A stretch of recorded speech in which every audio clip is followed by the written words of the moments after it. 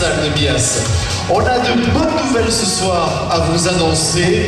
On va vous présenter la liste d'un avenir partagé. Mesdames, Messieurs, ce soir, vous allez rencontrer les colistiers et les colistières, les 27 personnes, les femmes et les hommes qui ont du cœur à revendre, celles et ceux qui se battent pour que Mias se transforme, pour que, comme une chrysalide, cette commune puisse se transformer en un beau papillon. Mesdames, Messieurs, avec l'équipe technique, on a le bonheur de venir soutenir des gens qui ont du cœur, des gens qui se retroussent les manches, et on est venu aussi de loin pour soutenir un ami, celui que l'on aime, celui qui veut vous présenter aussi un programme ambitieux pour Mias, mesdames, messieurs.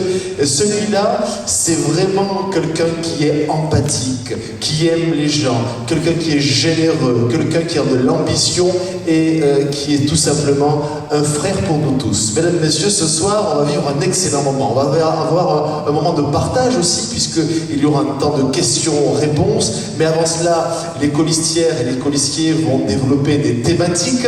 Et puis, n'hésitez surtout pas à prendre la parole pour vous sentir un petit peu chez vous, parce que vous êtes chez vous, mais surtout déjà pour anticiper et aller voir loin sur ce prochain mandat.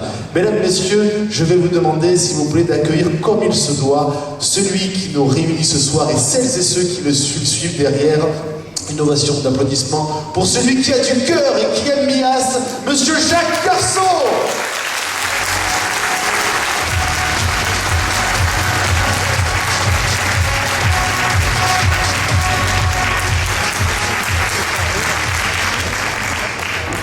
Eh bien, bonsoir à tous et bonsoir à toutes. Je voudrais vous remercier d'être venus aussi nombreux. Franchement, je ne m'attendais pas à ce qu'il y ait autant de monde, mais vous êtes à peu près 150, voire 200, parce qu'il y a 200 chaises. Et votre présence me touche tout particulièrement.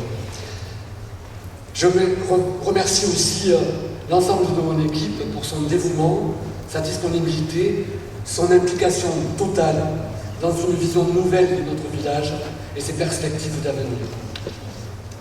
Je persiste et je signe sur leur nom, un par un, en toute conscience. Ce n'est pas une simple liste de noms, mais un regroupement de compétences prêts à servir notre village. Certains ont déjà servi la ville avec moi en tant qu'élu, c'est vrai, mais dans la minorité, et se sont trouvés quelquefois prisonniers d'une gouvernance qui n'a pas fait la place à leurs idées et à leur travail. D'autres ont servi ailleurs, dans d'autres communes. D'autres encore se sont fait connaître dans le milieu associatif, ici ou ailleurs.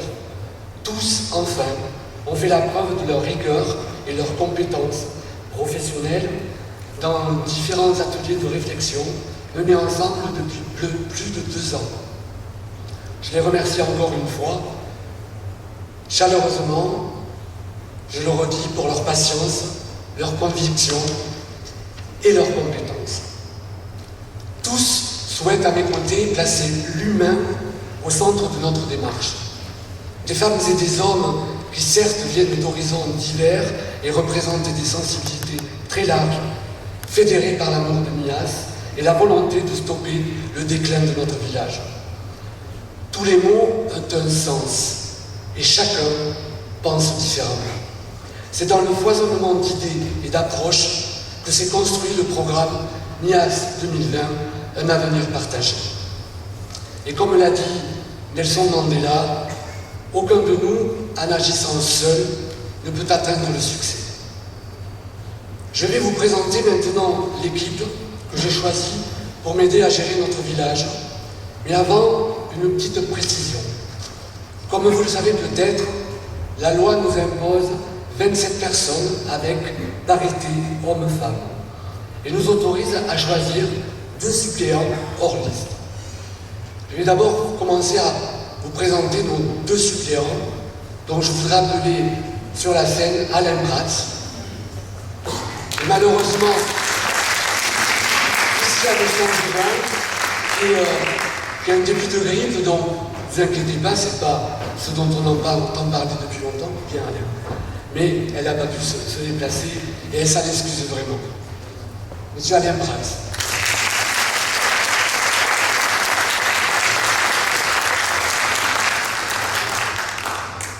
Et maintenant, on va passer aux membres de la liste. Il a passé toute sa jeunesse à Mias.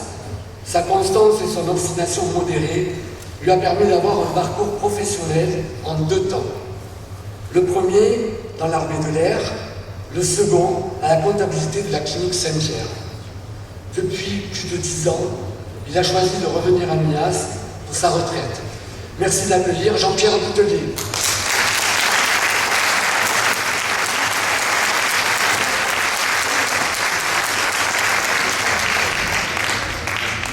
Jean-Pierre Boutelier.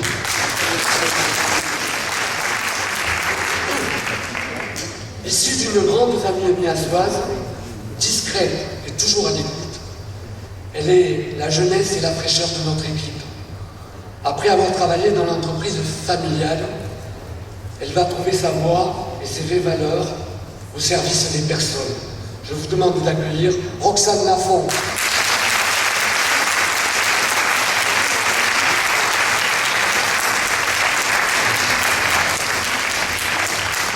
Mesdames, Messieurs, Roxane Lafont.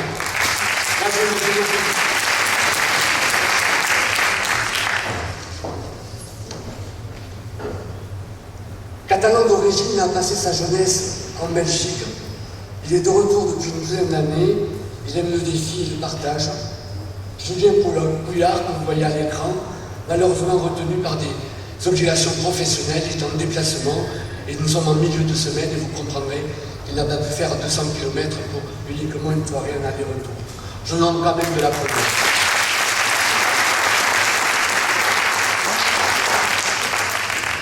Française d'origine catalane. Elle est toujours volontaire et assidue, et c'est un peu notre maman à tous dans notre belle liste. Je vous demande d'accueillir Pilar Santis.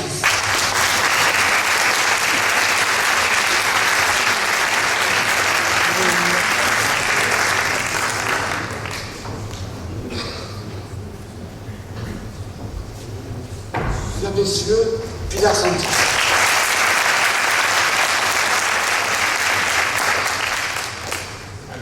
Perspicace, tenace et clairvoyant, plutôt précis dans ses réponses, les formations professionnelles obligent. Il a été chirurgien dentiste à Lille pendant quelques années. Il a choisi Mias pour s'installer. Patrick Thomas, qui est en déplacement personnel, un petit souci familial, l'a appelé au dernier moment. Patrick Thomas.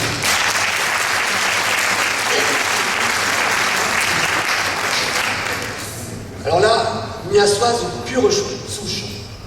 Elle a vu son visage s'étioler au fil des années. Ayant un profond respect pour les autres, son vœu le plus cher est le bien vivre ensemble. Je vous demande d'accueillir Jocelyne Doufiane.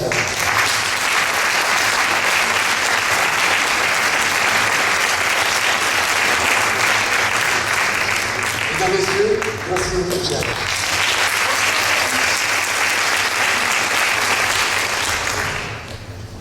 L'avenir du village est pour lui d'une importance capitale. Homme de conviction, sa pertinence nous a permis souvent de préciser nos idées. Norbert Fabas.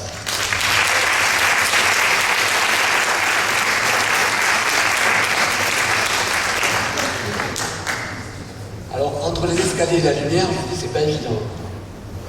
Ça va? Norbert Fabas.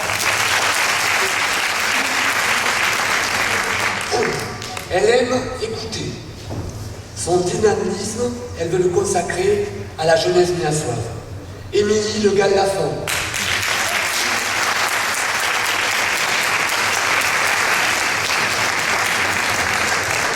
Mesdames, Messieurs, Émilie.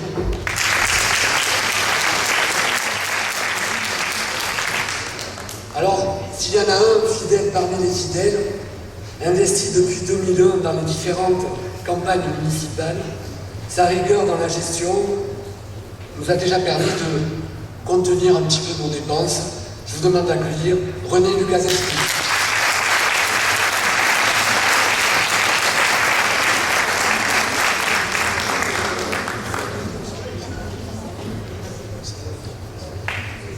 René. Son expérience dans une autre ville, dans la logistique, elle a été élue dans une ville, et cela fait d'elle une femme combattante. Je vous demande d'accueillir Magali Tignon.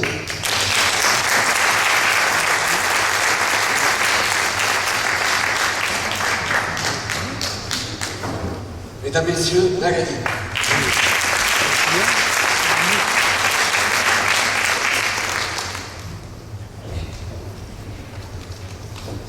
Coach auprès des entreprises et quelquefois auprès de l'équipe. Consultant en management. Défenseur de la nature. Il a un sens inné de la communication. Veuillez accueillir Loane Loué.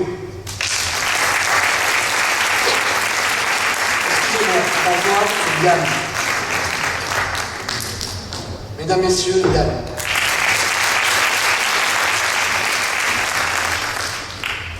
Alors vous allez rigoler parce que si elle avait un défaut, c'est l'empathie. Si elle avait une qualité, c'est l'empathie. Toujours au service des autres, elle est à l'écoute des gens et ayant envie de repousser l'impossible. Je vous demande d'accueillir Nadège Morera.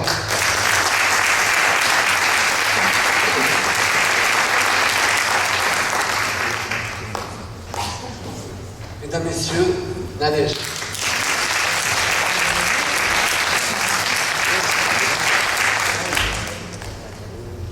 Avec sa grande connaissance de la gestion d'une ville, il a été maire d'une commune du Cap-Cyr. Je ne vous dirai pas laquelle, il vous le dira peut-être. Mais aussi directeur des services techniques dans une autre vie. Aujourd'hui, à la retraite, il apporte à l'équipe ses compétences inestimables. Merci d'accueillir Claude Christoffel.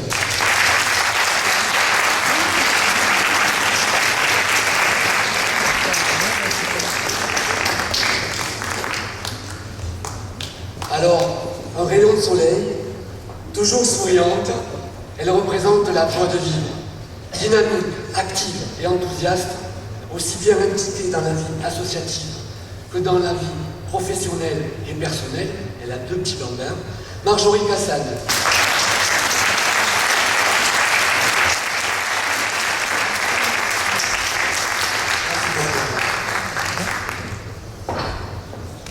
S'il y en a un, défenseur des traditions et du patrimoine, fortement engagé dans la valorisation du territoire, son énergie débordante lui permet de gérer une entreprise axée sur l'emploi, la formation, une petite famille et la construction d'une maison. Je vous demande d'accueillir Jean-Christophe Nou.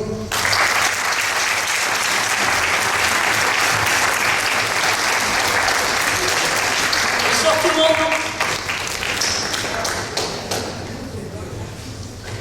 Installée depuis 17 ans à Mias, une forte expérience dans les finances.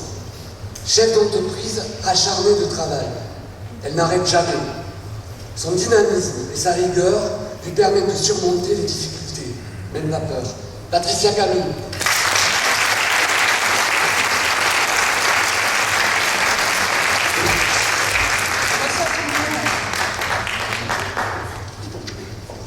Alors, je revois mes notes. Faut pas que j'oublie les membres essentiels de la liste quand même.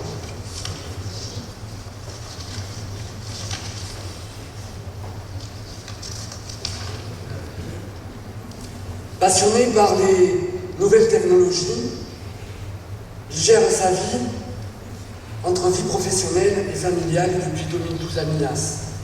Discret et pertinent, il apporte à l'équipe une autre vision. Sébastien Pognard.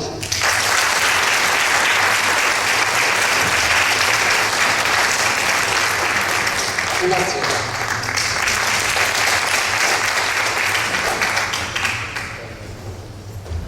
D'une honnêteté intellectuelle, indiscutable.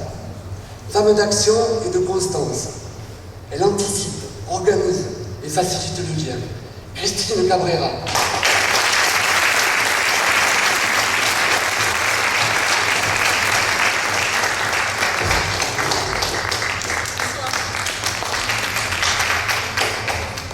Éducateur et formateur sportif. Son optimisme et sa bienveillance, son respect des autres font de lui un atout essentiel dans le sport et la jeunesse. Je demande d'accueillir Guy Forasté.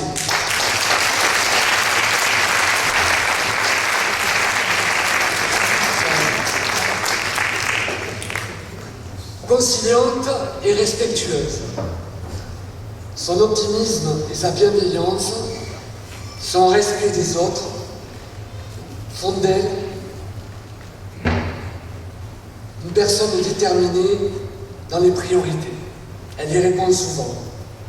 Son métier de sophrologue et d'infirmière nous permettra de garder les pieds sur terre.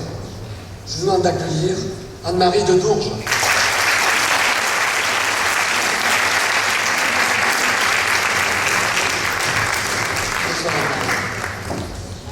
Bonsoir à tous. Son amitié est sans faille, ainsi que sa rigueur. Civisme et civilité sont ses maîtres mots. Empreints de tradition, ses fondamentaux lui ont permis d'avoir une carrière inconditionnelle et sans faille. Merci d'accueillir Olivier Segnari.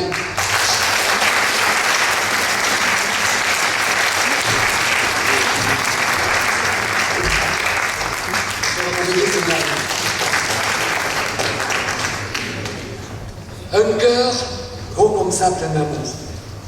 Un regard perçant qui dit tout. Elle n'a pas besoin de parler, on comprend. Elle apporte à l'équipe sagesse et rigueur. Elle aime les fleurs, on lui en refiera dans quelques semaines. Monique Boé.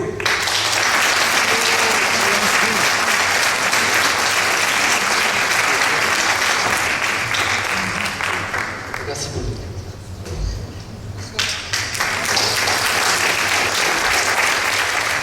Discret et travailleur, droit et intègre. La justice et l'équité sont pour lui des valeurs essentielles. Son dynamisme, son réalisme et sa sincérité feront avancer Milas. Vivien Petit.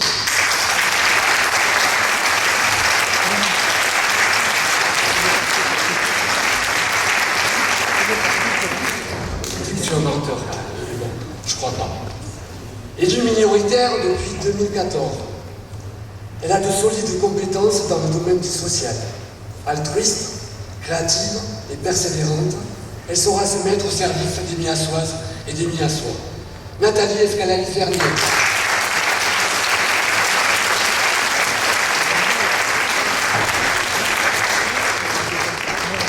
Bonsoir Nathalie.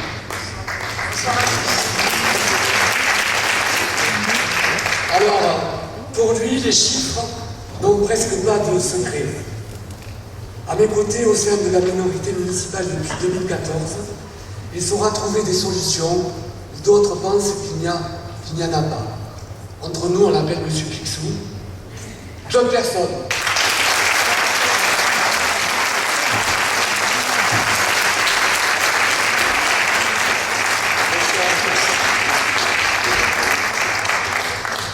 Dynamique et sportive, passionnée de photographie. Elle apprécie depuis plus de 9 ans l'authenticité de notre village. Elle est un personnage indispensable au sein de notre équipe. Je vous demande d'accueillir Dominique Noguet.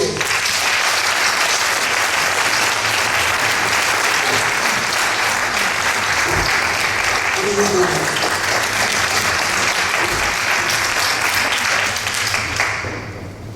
Vous l'aurez compris, le rassemblement, c'est la clé. Rassembler, c'est réunir des hommes et des femmes expérimentés, aux parcours différents, aux habitudes différentes, aux origines et aux destins différents, avec des sentiments, des objectifs porteurs et pour lesquels l'écoute sera omniprésente.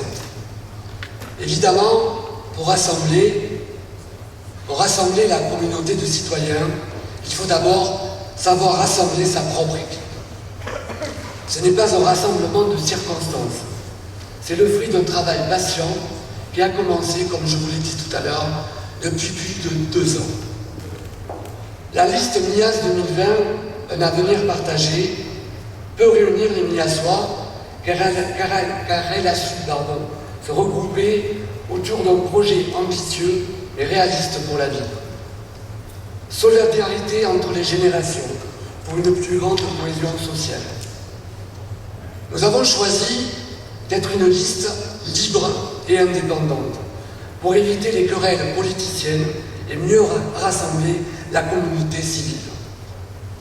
Notre ville ne doit pas être gérée par un parti politique, quel qu'il soit, mais par des femmes et des hommes compétents élus par les Miassoises et les Miassois.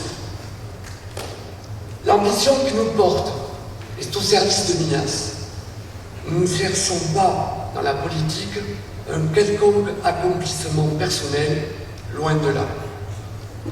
Dimanche 15 mars, à l'occasion du premier tour de l'élection municipale, vous aurez un rendez-vous important pour choisir l'avenir que vous souhaitez pour votre village. J'aime notre village et je souhaite pour lui une évolution maîtrisée et harmonieuse, celle d'une ville attractive, moderne, agréable à vivre, attachée à son identité et à la diversité de ses quartiers.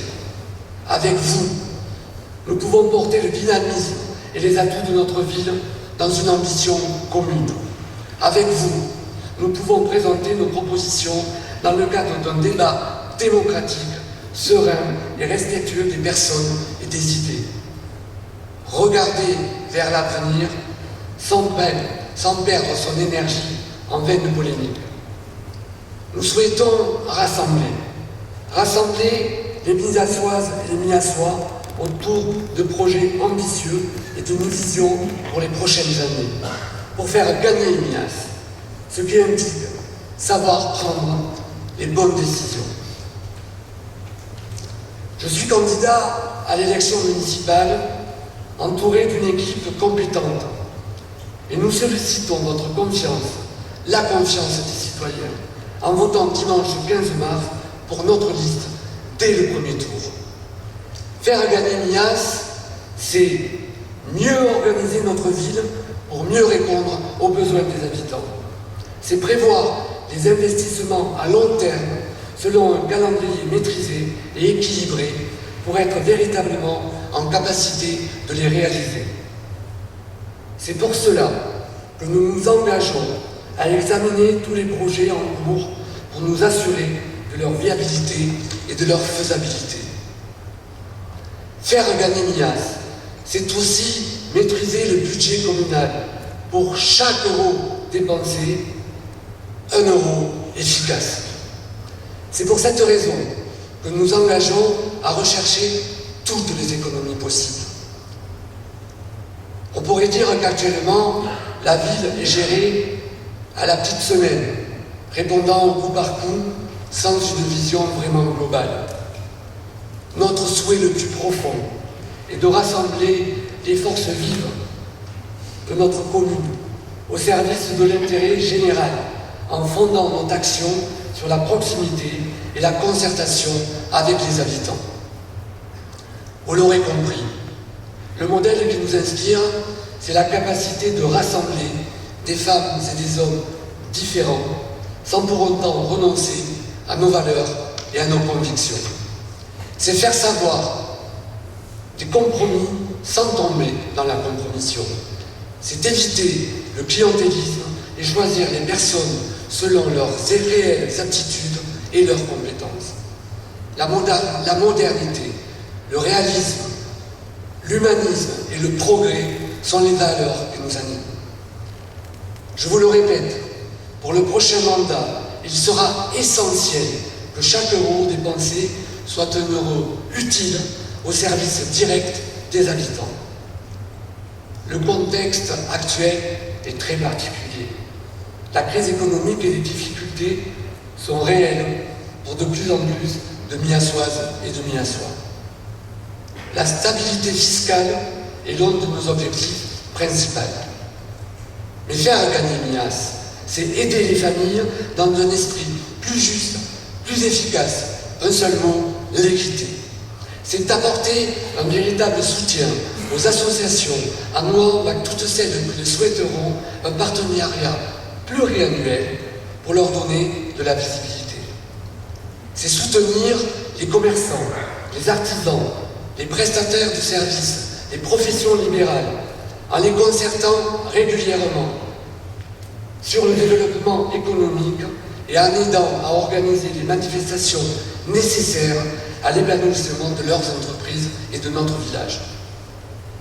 Mais l'essentiel aujourd'hui, c'est combler le désert médical que nous connaissons en créant rapidement une maison de santé pluriprofessionnelle.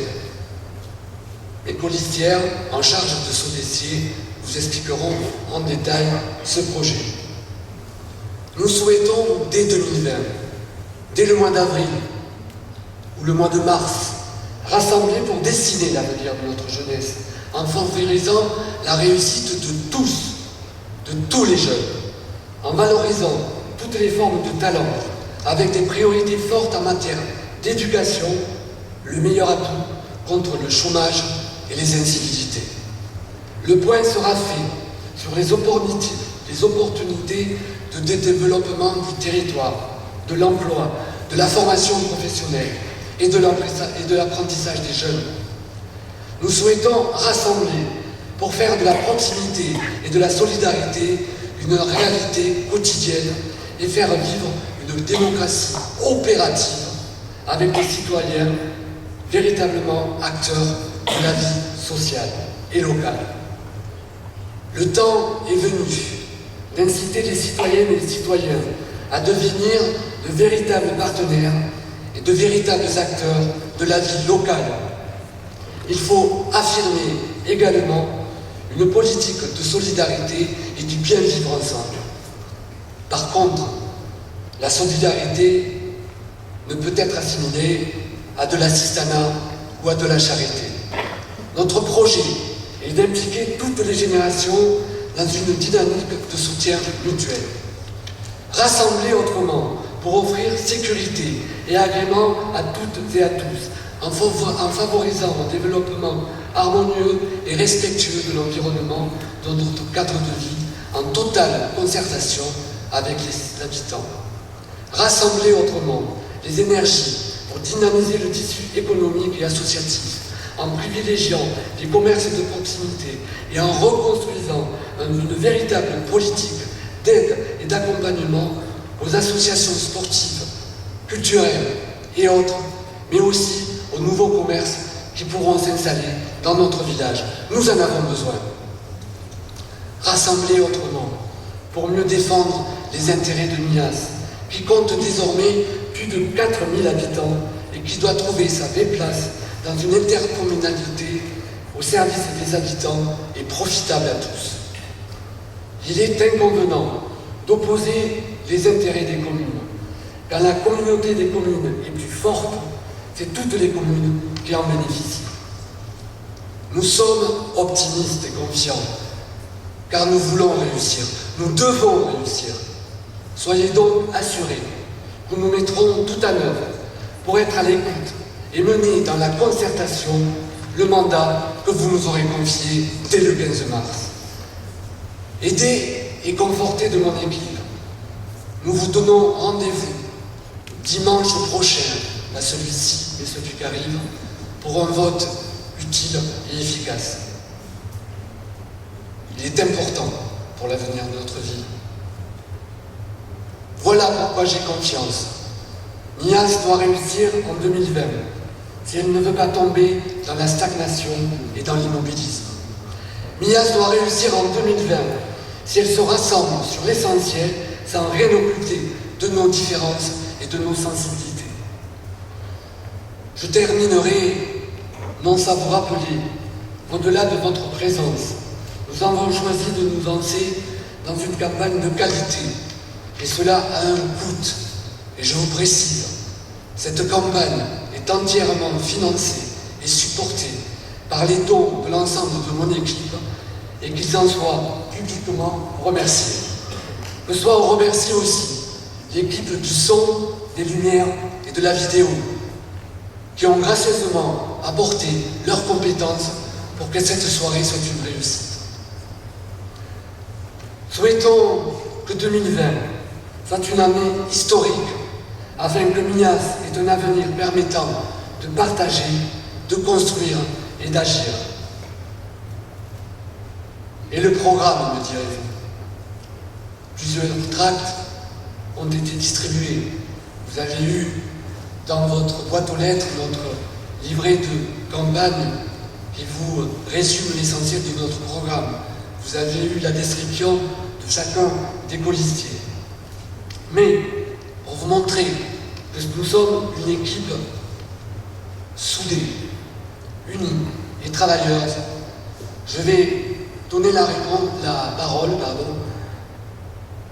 à ceux qui ont mené des ateliers de réflexion tout au long de ces 2 années. Et je vais d'abord appeler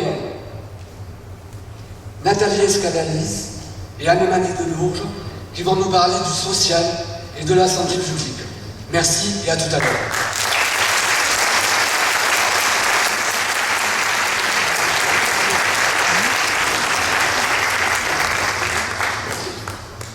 Bonsoir messieurs, bonsoir mesdames.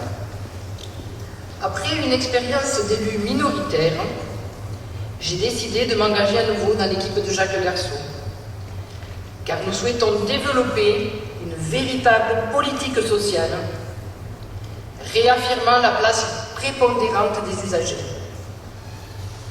Le contexte sociétal actuel montre les difficultés de prise en soin et de prise en charge des populations, le manque de moyens, la précarité, l'isolement, l'inclusion des handicapés, la prise en soin des personnes fragiles, la désertification médicale, nous ont fait nous interroger sur la politique à mettre en place pour pallier à ces problématiques de santé publique.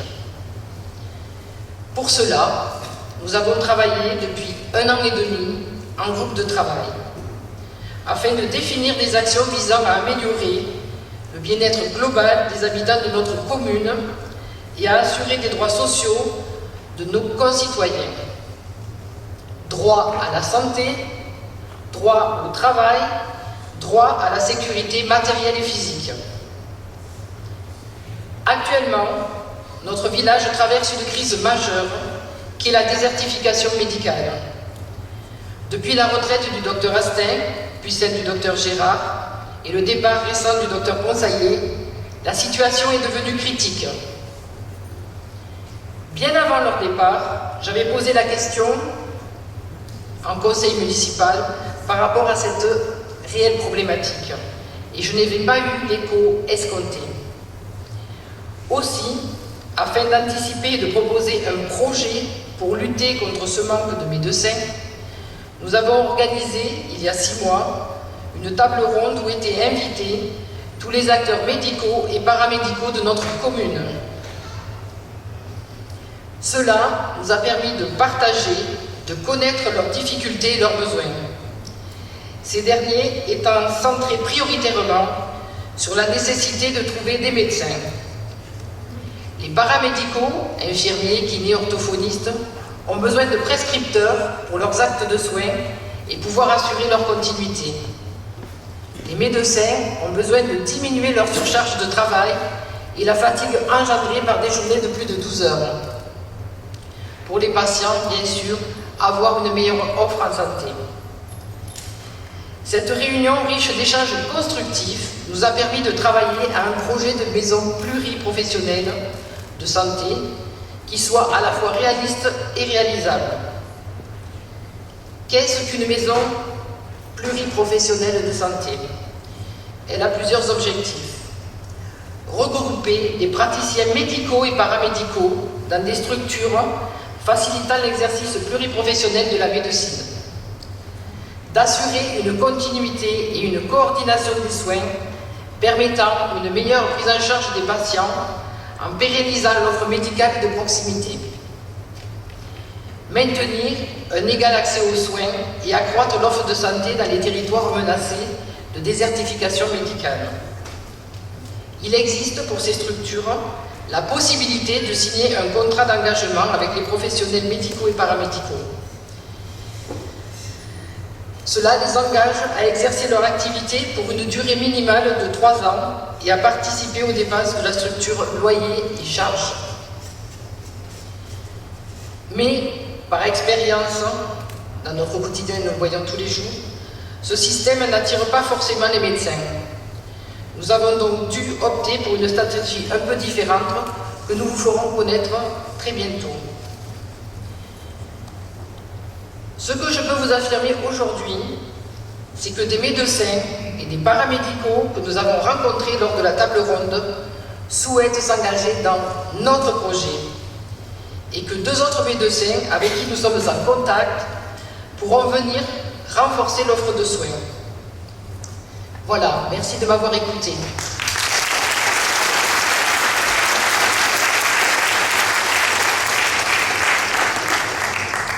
Bonsoir à toutes et à tous. J'ai rejoint l'équipe de Jacques Garceau parce que j'y ai retrouvé beaucoup de mes valeurs importantes. Voilà. Dans cette équipe, je vais, comme Nathalie, m'occuper de la santé et du social. Et j'ai besoin de reprendre une définition pour un petit peu recadrer ce qu'est la politique sociale, qui est souvent une idée malmenée, voire usurpée. Alors une politique sociale est composée de différentes actions mises en œuvre pour augmenter le bien-être global de la commune et assurer les droits sociaux de ses concitoyens. Le droit au travail, à la santé, à la sécurité matérielle et physique. Donc une politique sociale concerne plusieurs domaines, tels que l'emploi, l'éducation, l'habitat, l'accès aux soins et à la citoyenneté.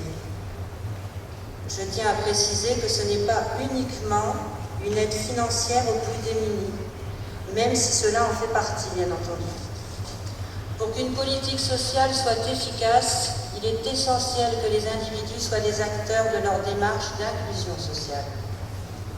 Pour MIAS 2020, un avenir partagé, l'action sociale sera axée sur le mieux vivre ensemble. Et pour cela, les structures et les acteurs doivent être accessibles au public, proches géographiquement et regroupés dans un lieu unique. Une étude pour regrouper plusieurs services est en cours pour que ce soit effectif sur la commune.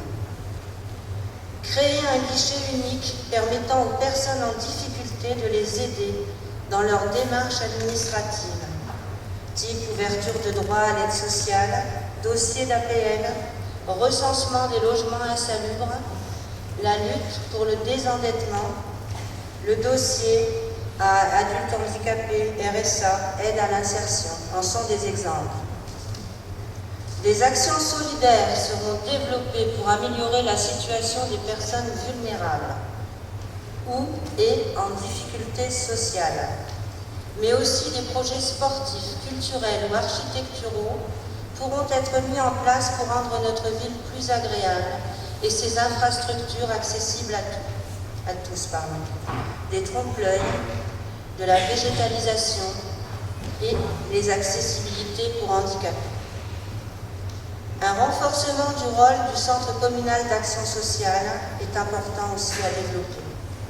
La commune a une responsabilité, une obligation légale et morale à l'égard de ses concitoyens aux prises avec un problème social. Inclure les handicapés dans le monde du travail en participant par exemple à des actions comme le DUOD.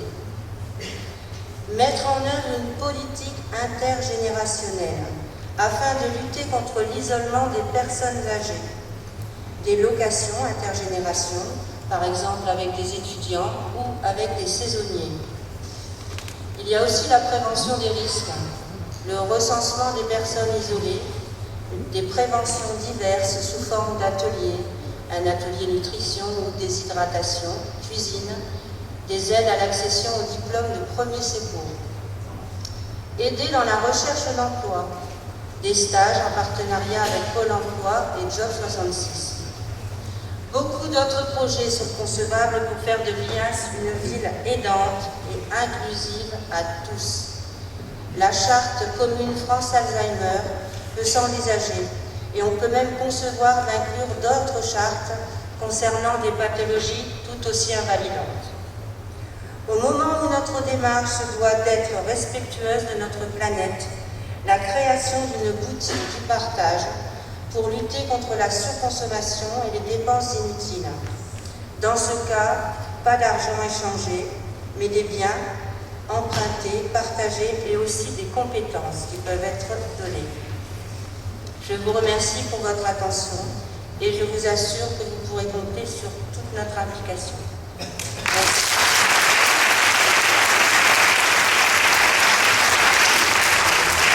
Merci à Nathalie et Marie pour leur travail et le développement des orientations sociales et santé publique. Avant de passer au deuxième thème, je voulais vous rappeler que nous aurons, après la présentation de tous les thèmes, une série de questions-réponses dont nous prendrons une salle de 3 questions et nous répondrons au fur et à mesure. Donc ne vous inquiétez pas, si vous avez des questions, vous pouvez déjà les préparer et nous les poser tout à l'heure. Le deuxième thème est un thème important. Les Français le placent pratiquement au premier plan. C'est le thème de la sécurité. Il sera développé, il est développé par Viviane Petit.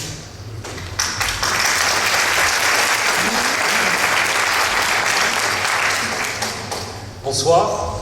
Donc, j'étais en charge de la sécurité. Donc, actuellement, la police municipale de Millas compte 2 agents avec des horaires de présence assez restreints et souvent ils se retrouvent seuls à patrouiller. Nous avons travaillé sur le projet d'occuper un peu plus le terrain et augmenter la sécurité des biens et des personnes sur la commune.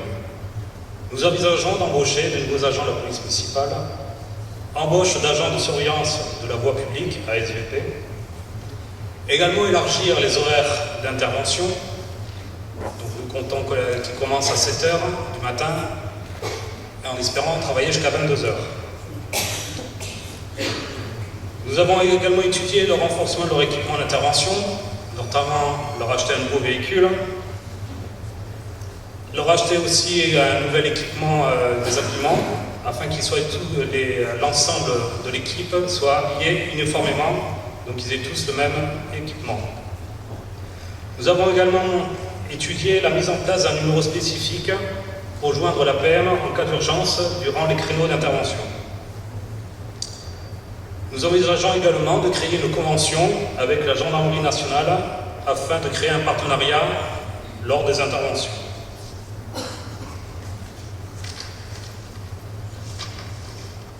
Ensuite, nous envisageons la création de vidéoprotection.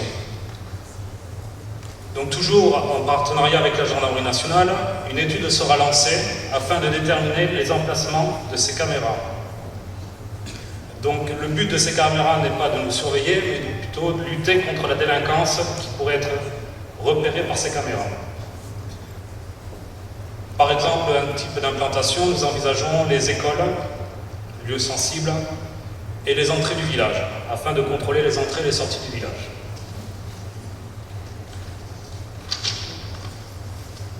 Autre dispositif qu'on souhaite mettre en place, c'est les voisins vigilants et solidaires. Concrètement, c'est un réseau social de voisinage qui consiste, pour les habitants d'un même secteur, à apporter une aide aux forces de l'ordre afin de lutter contre les phénomènes de délinquance par une action de complémentarité et de proximité. Le principe du dispositif vise à rassurer la population, améliorer la réaction de la gendarmerie et de la police municipale, accroître les capacités de la prévention de proximité, sensibiliser les habitants en les associant à la protection de leur propre environnement. Ce dispositif doit renforcer les relations entre les institutions et les citoyens, permettre d'alerter les services de police ou de gendarmerie de tout événement suspect ou de toute nature à troubler la sécurité des personnes et des biens dont ils seraient témoins. En aucun cas, ce dispositif n'a vocation à vous instituer aux forces de l'ordre. L'efficacité des voisins vigilants et solidaires repose sur la communication et l'écoute. Un système qui rassure et resserre les liens entre voisins et renforce les relations entre les citoyens et les élus. La municipalité joue un rôle de pivot de la politique de prévention de la délinquance dans le cadre du dispositif. C'est elle qui mettra en relation les voisins vigilants et solidaires et les forces de l'ordre.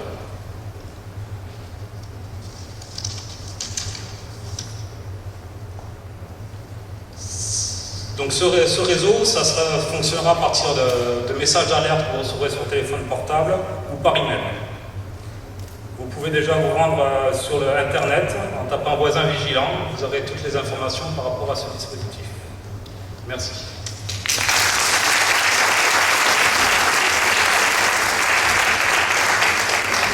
Merci Vivien. Ce volet sécurité, il sera nécessaire de le développer ensemble. Parce que la sécurité, excusez-moi, c'est une affaire de tous. Comme la propreté d'ailleurs, mais on en parlera tout à l'heure. Troisième thème, les affaires scolaires, la jeunesse et le sport. Marjorie Cassagne et Guy Forasté.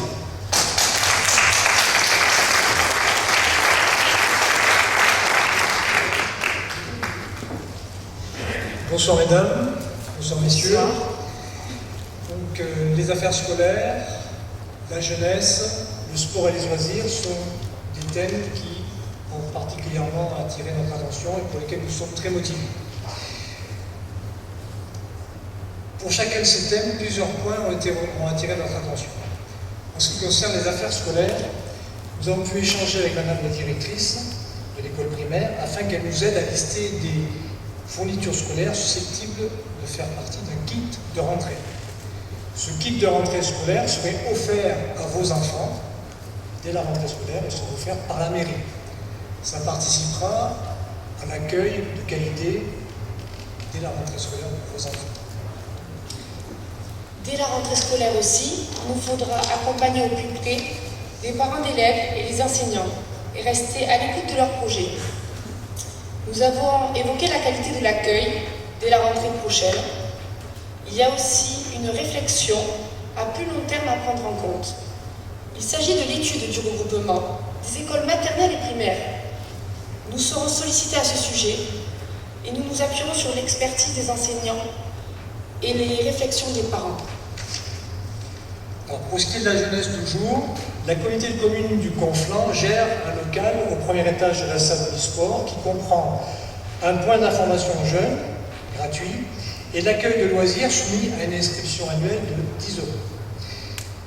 Le point d'information jeunesse a pour mission d'aider les jeunes de 16 à 25 ans à trouver des informations sur tous les sujets qui les concernent ou les intéressent. Ils sont reçus personnellement par un professionnel qui cherchera avec eux les réponses à leurs questions. L'accueil de loisirs accueille les jeunes de 11 à 17 ans. Les chiffres de fréquentation placent MIAS en tête de toutes les communes du Conflans. Il y a une 60aine d'inscriptions. En revanche, le point d'information jeunesse, qui auparavant assurait des permanences régulières, est devenu itinérant sur le Conflans. Cette nouvelle organisation retire la complémentarité qui existait entre les deux structures, chacune ayant une expertise dans son domaine. Il nous faudra donc proposer, à l'occasion d'une réunion au sein de la communauté des communes, qu'au moins pour la commune de Mias, la présence du point d'information jeune soit plus conséquente. Passons maintenant au dernier point, la création d'un skatepark et d'un circuit BMX. Ce projet devrait faire plaisir à de nombreux enfants. Pour aller plus loin, il faudrait regrouper des activités de jeu et de détente afin de favoriser un lieu intergénérationnel dans notre village. La constitution de dossiers bien construits nous permettra d'atteindre ces objectifs pour la plus grande satisfaction de nos jeunes. Skatepark, City Park, nous sommes déjà sur des activités sportives. Ce lien nous permet ensemble d'aborder maintenant le dernier point de notre propos, le sport et les loisirs.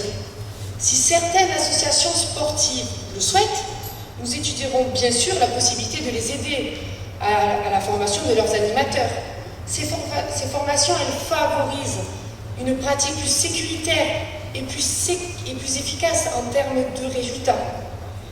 À Mias, il existe de nombreuses activités sportives et de loisirs. Afin de favoriser la découverte de ces activités, nous envisageons la création d'un pass sport et de loisirs pour les jeunes. Cette formule reste à préciser avec les responsables des associations. Alors, comme pour les affaires scolaires, une réflexion à plus long terme est à mener sur le développement des activités autour du lac. Par exemple, repenser le parcours santé et aussi animer des activités découvertes, redessiner les obstacles du parcours santé et proposer des activités comme une initiation à la marche nordique. Je sais que j'avais échangé avec quelques-uns d'entre vous là-dessus, donc c'est tout à fait réalisable. Et ça rentre dans le cadre de l'animation des activités autour du lac. En conclusion, nous voulons vous préciser que ces réflexions ont été alimentées par les différentes réunions que nous avons menées au cours des derniers mois. Bien évidemment, nous comptons sur votre participation, votre enthousiasme, afin que vous vous appropriez cet avenir partagé.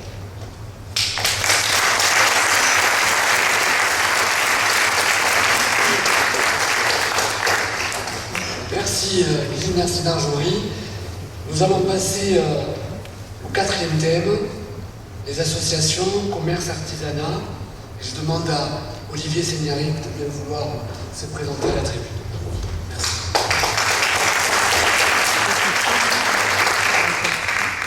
Bonsoir à tous, à toutes et à tous.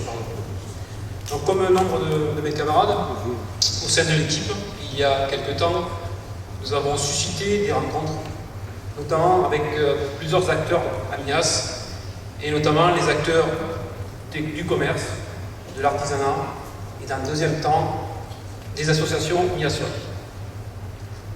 Ces échanges, comme mes camarades, ont permis d'échanger sur divers points, d'aborder les problématiques rencontrées, et enfin, d'entendre les attentes diverses des uns et des autres. Aujourd'hui, dans un village, que ce soit les commerçants, les artisans, le milieu associatif, ne pouvons-nous pas assimiler ces deux domaines au poumon de ce village ou de cette ville? Qu'est-ce qu'ils permettent? Ils sont un vecteur de communication, d'échange entre personnes, de contact, vie économique et de vie sociale. En ce qui concerne le commerce et l'artisanat, à ce jour, à Mias, nombre de commerçants sont actifs, motivés, volontaires pour perdurer sur Mias. Ils sont donc bien installés et participent de fait à un service de proximité aujourd'hui indispensable. Alors tant pour nos aînés que pour nos jeunes, mais pour toutes les générations. Ils insufflent vitalité, activité, vie sociale et économique, je me répète. En un mot, ils sont garants de l'existence de l'âme du village. Alors aujourd'hui, sur Mias, ils rencontrent des problématiques.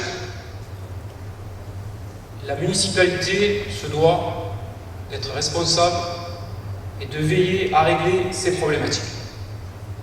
La première problématique à Mias, et je pense que tout le monde me rejoindra, l'accessibilité. Alors je parle d'accessibilité, plus spécifiquement du stationnement. Je pense que tout le monde l'avait en tête. Il existe aujourd'hui sur la commune des places de stationnement réglementées, non réglementées, voire sauvages. Les réglementées, elles existent. Aujourd'hui, la responsabilité de la municipalité, c'est de les faire respecter. Alors, il y a des domaines d'action dans les divers domaines de chacun, et vous verrez qu'il y a des actions qui sont transverses, et là je pense à l'intervention tout à l'heure de Vivien Petit, et notamment avec la police municipale. Ils ont cette prérogative. Donc ils existent, il faut les faire respecter. Et nous les ferons respecter. Le stationnement non réglementé. Alors, il en faut. On ne va pas mettre des zones réglementées dans tout le village, ça va être compliqué. Mais pourquoi ne pas le réadapter? Et nous avons des projets de réadaptation de stationnement un peu partout et en plusieurs points du village. Des zones qui ne sont pas occupées actuellement. Le stationnement sauvage. Qu'appelle-t-on un stationnement sauvage? On peut parler de stationnement en dehors des zones de stationnement, en dehors sur la voie publique, pardon, ou des véhicules définis comme restant X jours sur la même emplacement. Là également, ce sont dans les prérogatives de la police municipale. Et Vivien vous contredira pas. L'autre problématique, c'est l'accès au commerce par les trottoirs. Alors effectivement, nous avons sur Mias un centre, un périmètre commercial qui donne directement sur l'ancienne RN, maintenant départementale.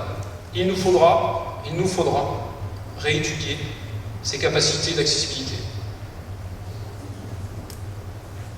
La deuxième problématique importante, l'attractivité du centre-ville.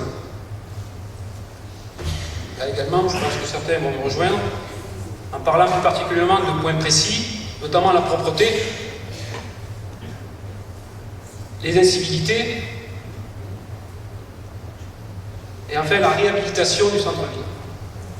Alors je ne vais pas avancer, je laisserai d'autres acteurs, d'autres camarades dans les domaines d'action en parler, de la réhabilitation. Mais la propreté est l'affaire de tous. C'est le respect de tous, le respect de chacun. Également, la responsabilité de la municipalité est de s'investir dans le règlement de ces problématiques. Là également, et je retape toujours sur les mêmes personnes, la police municipale a ses prérogatives. Mais pas que. Cela nous concerne, vous concerne. Nous ne pouvons le faire seuls. Les incivilités, même combat. C'est l'affaire de tous. Je m'engage. Je pense que tout le groupe s'engage à travailler dans ce sens, à donner les pouvoirs aux personnes qui ont ces prérogatives pour qu'ils les fassent respecter. Ces actions rapides, si nous sommes élus, permettront aux commerçants présents de pouvoir exercer leur activité en toute sérénité, avec un soutien de la municipalité bienveillant et continu de notre part. En espérant, à terme, comme l'a dit Jacques, attirer de nouveaux commerces en leur réservant un accueil, en assurant des échanges francs, équité de traitement entre tous. Je vais terminer pour le parti commerçant artisan, encore que, désolé, il y avait une autre feuille là. Les projets, les gros projets. Alors aujourd'hui, dévoiler deux gros projets. Le développement du marché hebdomadaire, qu'il faut raviver, mais également une création et l'organisation de marchés de producteurs locaux, dominical et mensuel, en partenariat bien entendu avec les commerçants miassois, tous confondus, qui s'appellerait l'état d'esprit un marché gourmand. Le but, mettre en avant et mettre en lumière des produits locaux, issus de l'agriculture et de l'artisanat, mais également des produits développés localement. Enfin, le but final, rendre attractif le périmètre commercial de Mias et attirer les citoyens à nouveau vers le centre-ville. Le milieu associatif. À nouveau, je fais l'assimilation aux poumons de village. Ils sont également des acteurs, des vecteurs de communication, d'échanges générationnels et intergénérationnels pour d'autres. Ils sont animés en majorité par le bénévolat. Aujourd'hui, démarche qu'il faut saluer et susciter. Ils ne sont pas que des outils à disposition de l'État, afin de pallier peut-être à certains manques. Non. Ils créent un lien entre la société et l'intérêt général. et l'intérêt particulier par le collectif citoyen de ces associations nourrit et alimente une phrase que vous allez entendre, que vous avez déjà entendue ce soir, un mieux vivre ensemble. À Mias, plus de 4000 habitants, je suis allé voir un petit peu sur le portail de la mairie, 4200, 4300 habitants, sur le portail de la mairie, 55 associations, avec des objectifs et des domaines d'action différents, sport, au sens large, culturel, musique, qui s'associe au culturel, et enfin entraide sociale, formation, insertion. Nous trouvons sur le site de l'annuaire, un autre site, annuaire mairie, un autre chiffre, 104. Alors vous me direz, il y en a peut-être qui ont été arrêtés, qui ont mis fin à leur activité.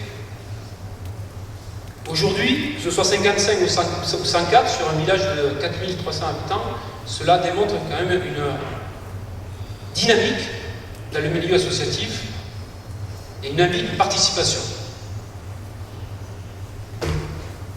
Alors pour nous, notre démarche, une volonté première, les rencontrer individuellement, toute association, assimiler leur domaine d'action, afin d'appréhender leurs objectifs et de cibler objectivement leurs besoins.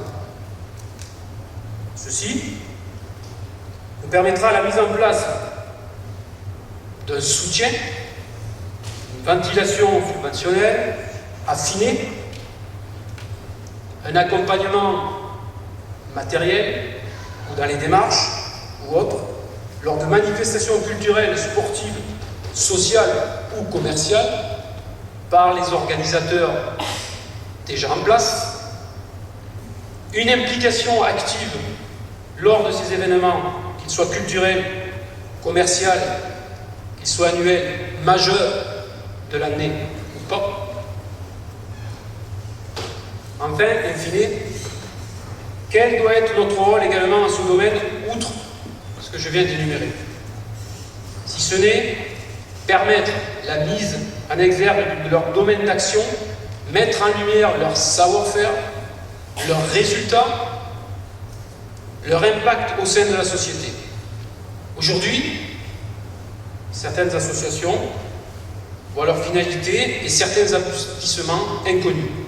Et pourtant, certains doivent le savoir, à Mias, certains sont connus et ont un impact au niveau local, départemental, voire national. Il est dommage que nombre de Miassois ne soient pas au courant de leur action. Voilà. Si nous sommes élus, la volonté est là, je vous l'assure. Maintenant, je vais laisser la parole à d'autres camarades. Je vous remercie.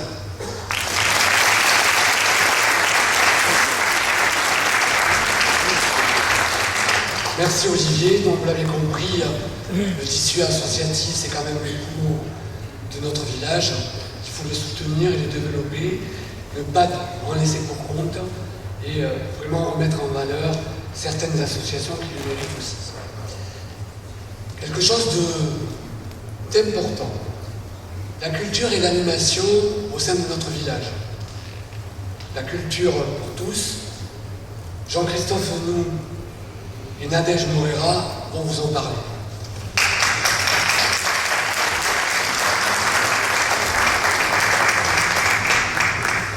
Bonsoir mesdames et messieurs, je vais démarrer par une citation pour vous parler de la culture.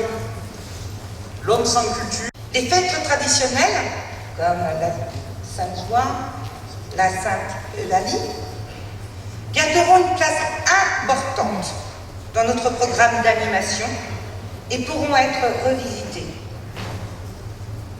Nos remparts, vestiges du Moyen-Âge, doivent être mis en valeur et utilisés sous forme de circuits culturels et historiques, comme la fameuse ligne rouge qui existait avant, que j'aurais aimé connaître et que j'aimerais le connaître et je voudrais le connaître.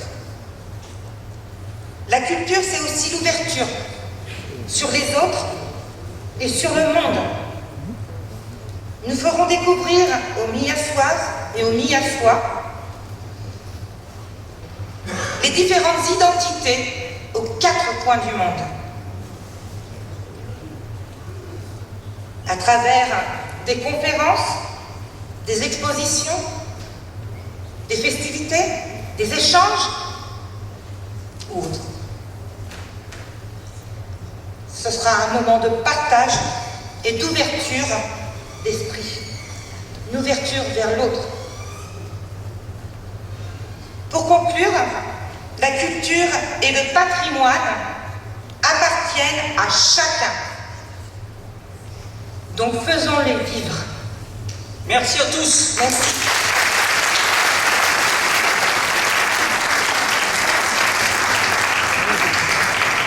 Merci Nadège, merci Jean-Christophe. Nadège vous a parlé du trésor de l'église, croisez-moi, c'est quelque chose d'assez extraordinaire. Et nous avons dans la commune un passionné qui connaît ce trésor sur le bout des doigts. Nous allons passer à un autre domaine, un peu plus technique. J'appelle Dominique Doguès pour nous parler de l'urbanisme.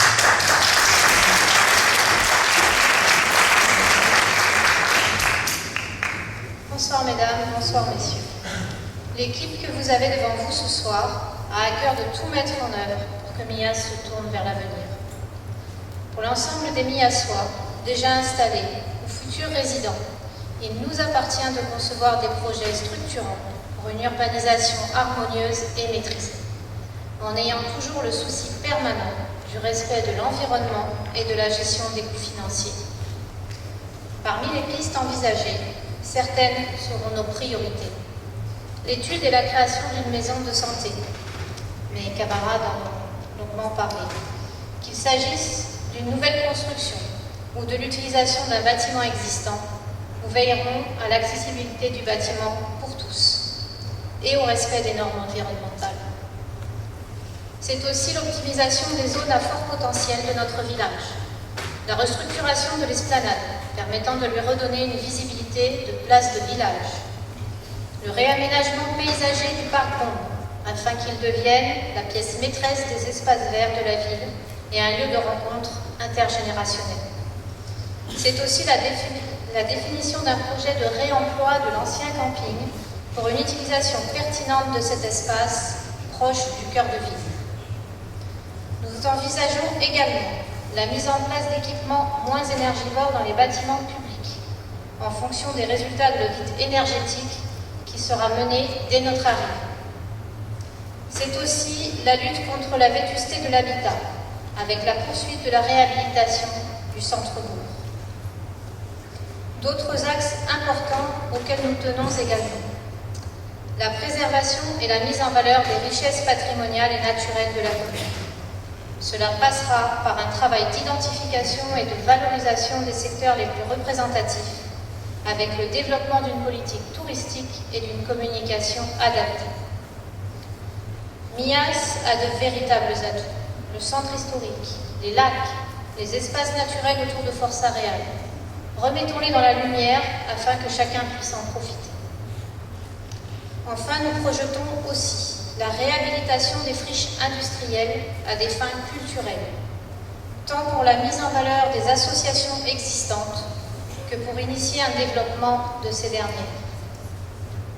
Soyons créatifs, innovons, pour faire rayonner notre village sur le territoire. Ce ne sont là que quelques exemples, car les idées sont nombreuses et variées. Alors bien sûr, ces réalisations auront un coût.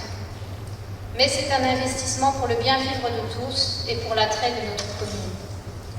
Elles seront bien entendu conditionnées par l'obtention de subventions auprès des organismes et des fonds européens concernés. Nous sommes déterminés. Nous déploierons toute l'énergie nécessaire à la défense de ces dossiers que nous savons être importants pour l'avenir de MIAS. Et parce que nous souhaitons agir en toute transparence, vous serez tenus informés de l'avancée de ces projets par le biais de différents supports qui vous seront dévoilés prochainement. Parallèlement à la mise en valeur de ces différentes propositions, la protection contre les risques majeurs demeurera notre fil conducteur. En effet, depuis juillet 2019 et la diffusion d'un porté à connaissance par la préfecture, MIAS, comme l'ensemble des communes du département, est assujetti aux dispositions du plan de gestion des risques inondations, imposant de fortes contraintes. Certaines zones de la commune sont dorénavant interdites à toute nouvelle construction. Ces nouvelles mesures nous placent dans une situation délicate et réduisent considérablement notre marge de manœuvre en matière de projets d'urbanisme. Mais nous sommes conscients des enjeux de ce dossier pour le développement de la commune. Notre objectif sera donc d'établir un dialogue constructif avec les services de l'État afin de trouver une issue acceptable. Soyez assurés que nous ne manquerons pas de vous tenir informés des suites. Enfin, dans le contexte actuel où se pose plus que jamais la question de la gestion des risques de toute nature, nous renforcerons les dispositifs existants en partenariat avec les différents acteurs et les services de l'État, ainsi que la communication à destination des Millassois. Je vous remercie pour votre attention.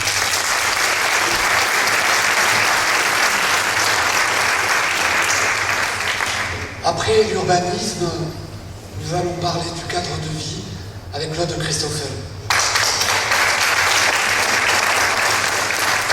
Bonsoir à toutes et à tous. Mon premier propos va traiter du dossier épineux de la propreté de la ville avant d'aborder la voirie et les espaces verts.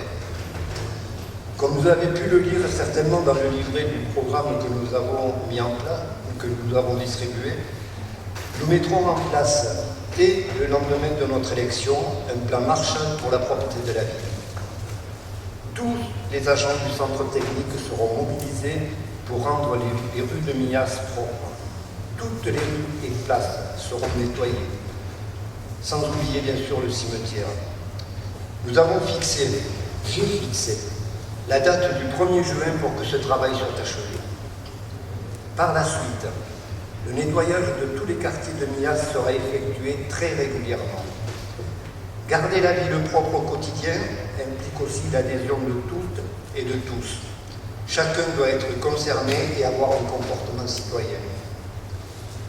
Pour lutter contre l'incivilité, nous procéderons à la pose d'appareils photo capables de fonctionner aussi bien de jour que de nuit pour lutter contre les dépôts sauvages que l'on trouve un petit peu partout. Cela permettra de poursuivre les contrevenants. Des poubelles de rue seront installées dans la ville, surtout dans les lieux à forte fréquentation. Une réorganisation du centre technique sera mise en place. Les tâches de chacun des agents sera redéfinie, sans oublier bien sûr de les accompagner dans les besoins de formation et d'acquisition de matériel si nécessaire. Au niveau de la voirie, certains axes seront sécurisés, en particulier au niveau de la vitesse des véhicules, avec la pose de ralentisseurs et radars pédagogiques, avec bien sûr une attention particulière aux abords du collège, des écoles, ainsi que de toute la traversée de notre ville sur l'avenue Jean Jaurès. Nous allons étudier un programme pluriannuel de réfection de la voirie, comprenant aussi bien les réseaux d'eau et d'assainissement, l'électricité et le téléphone, ainsi que les revêtements de chaussée. Les forêts de câbles qui foisonnent au-dessus de nos têtes doivent disparaître, et nous devons pouvoir marcher dans nos rues et sur nos trottoirs sans risquer une entorse. La signalétique de la ville sera revue, les noms des rues, il en manque un peu partout, les panneaux de direction, signalétique des divers commerces et services. Les bâtiments communaux, bien sûr, ne seront pas oubliés, ils seront tous expertisés et entretenus régulièrement. Ce programme ambitieux mais nécessaire pour notre ville ne sera pas réalisé par un claquement de doigts. Nos partenaires, départements, régions, agences de l'eau, communautés européennes seront sollicités afin d'obtenir un maximum de subventions pour pouvoir financer correctement tous ces programmes. Au niveau des espaces verts de la commune, une étude des parcs et jardins sera effectuée et nous procéderons à des plantations d'essences méditerranéennes peu consommatrices d'eau. Tous les espaces verts existants ou à créer seront entretenus bien sûr régulièrement et équipés de nouveaux mobiliers urbains, des bancs, des poubelles de rue, afin que chacun des habitants de Mias puisse y passer d'agréables moments. Aucun produit phytosanitaire ne sera employé afin de préserver la qualité des nappes d'eau souterraines. La création d'une charte communale environnementale déclinant diverses actions à mettre en œuvre au sein de la commune sera créée au sein d'un comité de pilotage participatif auquel les habitants de Mias pourront se joindre. Une étude du réseau d'éclairage public sera réalisée avec pour objectif de développer des économies d'énergie en utilisant des ampoules LED et surtout un bien meilleur fonctionnement.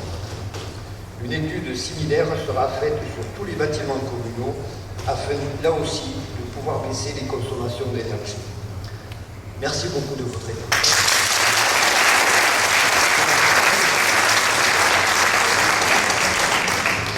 Alors, avant-dernier thème et combien important, un thème sur l'environnement qui va vous être présenté par mon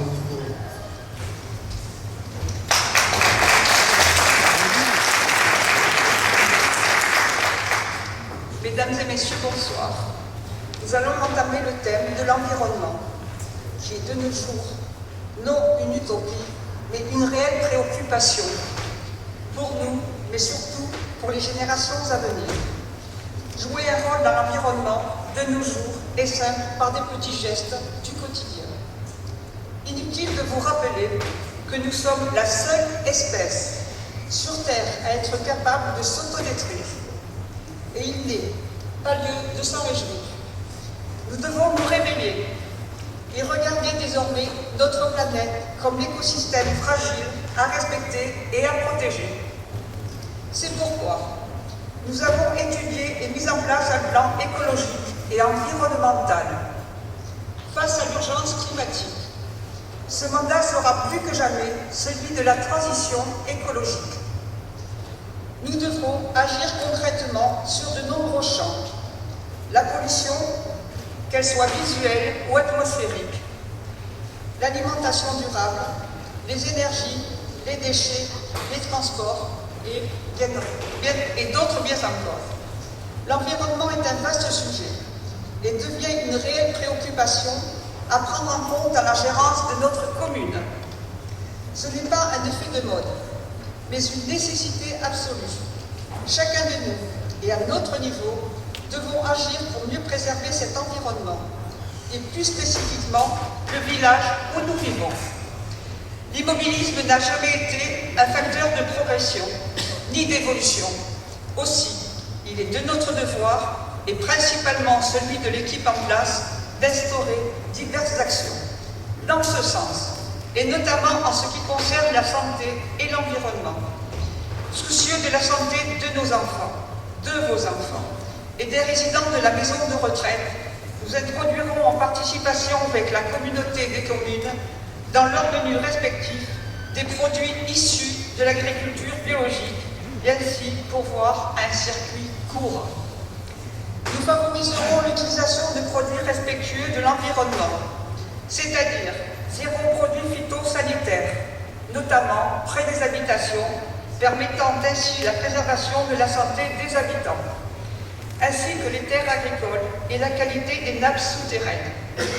Des techniques alternatives à usage des produits phytosanitaires existent. Employons celles qui sont capables de répondre efficacement aux mêmes objectifs. Dans la même continuité, nous pourvoirons au développement de l'agriculture biologique. Mieux voir le ciel et ses étoiles, avec un éclairage public plus efficace et moins coûteux en énergie, c'est le gageur du label Ville et Village étoilés, qui séduit de nombreuses communes auxquelles il faudra s'associer. Une étude sera réalisée et sera appliquée dans ce sens sur tous les bâtiments communaux. Nature, action, nous instaurerons le jour de la nuit. Chaque année, en collaboration sur le plan national, est organisé le jour de la nuit. Cette manifestation a pour but de sensibiliser la population de chaque ville et village de la pollution lumineuse et à la protection de la biodiversité nocturne. En effet, la pollution lumineuse a de multiples impacts sur l'environnement. L'excès d'éclairage artificiel entraîne des dommages sur les écosystèmes environnants.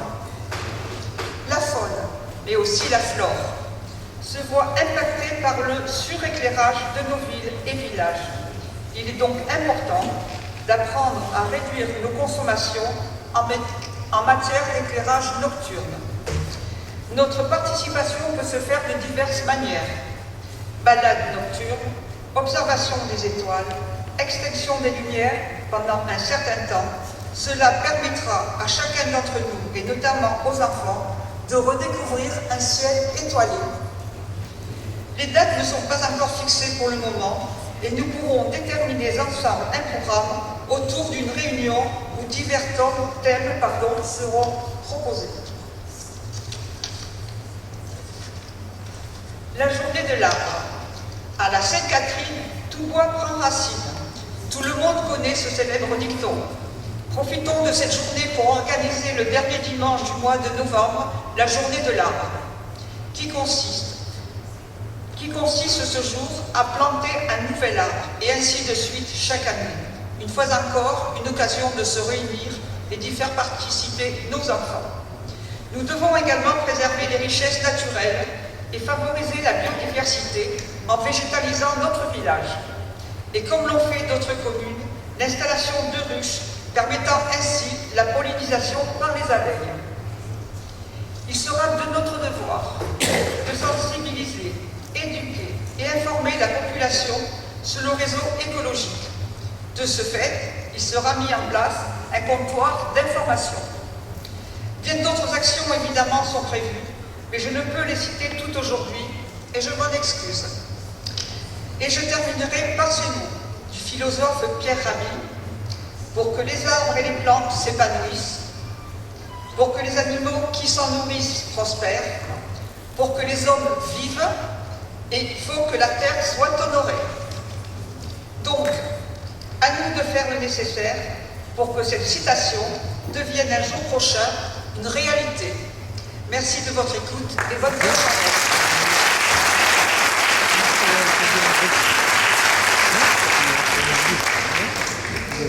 Voilà les paroles dites avec le cœur et avec beaucoup d'enthousiasme.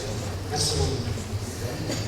Nous allons terminer par un sujet un petit peu délicat, puisque tout ce que vous avez entendu dépend d'une seule chose, des finances. Pour vous en parler, je voudrais que vous accueilliez chaleureusement un expert en finances communales de Mias, Claude Personne.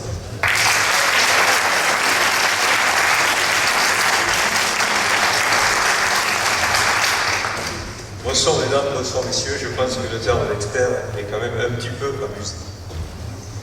Aborder le sujet des finances de la commune n'est pas un exercice facile, dans la mesure où l'héritage de la gestion précédente est très lourd.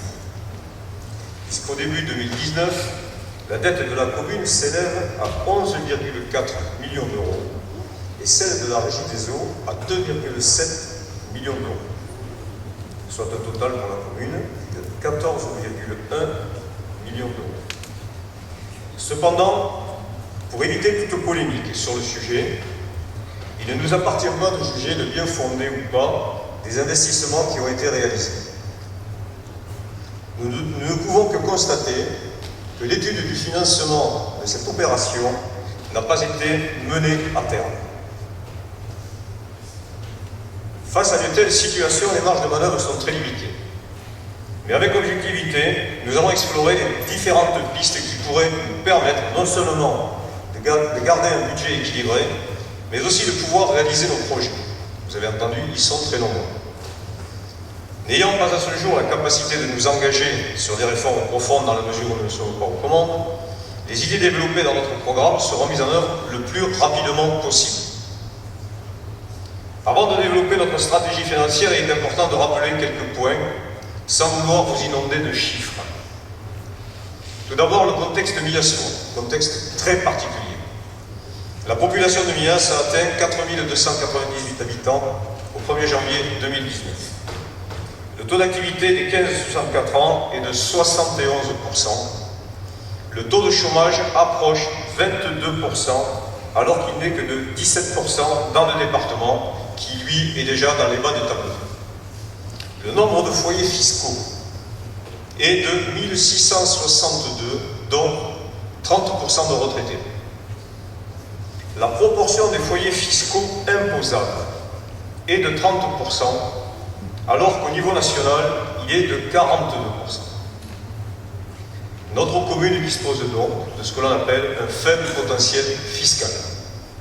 On constate que notre commune attire à ce jour davantage de foyers à faible revenu qui de fait ne contribuent pas au travers de la fiscalité directe aux recettes de la commune. La dette de la commune est 4,4 fois plus élevée que les communes de la même dimension.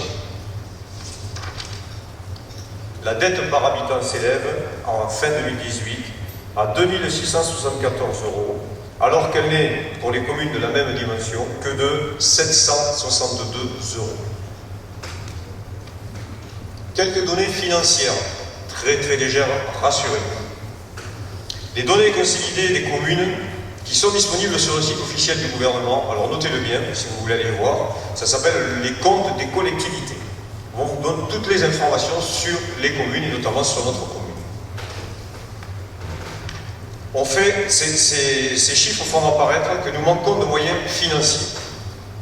Les recettes de fonctionnement, qui s'élèvent à 3,5 millions, dont 1,8 de fiscalité directe, vos impôts, sont inférieures de 20% à la moyenne des communes de la même dimension. Donc, ce qui veut dire que les budgets de la même dimension ont un budget beaucoup plus important que le nôtre. Les charges de fonctionnement, qui s'élèvent à 2,9 millions d'euros, dont à ce jour 370 000 € d'intérêt de la dette, sont eux inférieurs de 25% à la moyenne des communes de la même dimension. Ça veut dire que nous ne dépensons pas beaucoup d'argent. Les recettes d'investissement, qui s'élèvent elles à 870 000 €, dont 40 000 €, je mettrai entre parenthèses, seulement de subventions, et 40 000 € de taxes d'aménagement suite aux nouveaux habitants, sont inférieures, elles, de 50% à la moyenne des communes de la même dimension. Les dépenses d'investissement, qui s'élèvent à 1 million d'euros, sont en fait liées à 840 000 € de remboursement du capital. Et elles sont donc inférieures de 50% à la moyenne des communes de la même dimension.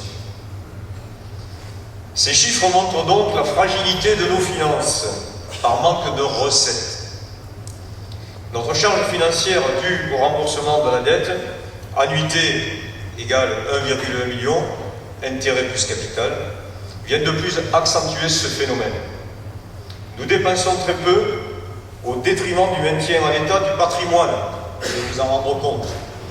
Nous n'investissons plus pour moderniser notre village, pour s'adapter aux besoins.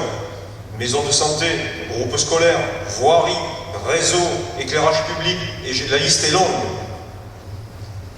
Depuis de nombreuses années, notre épargne est nette et négative.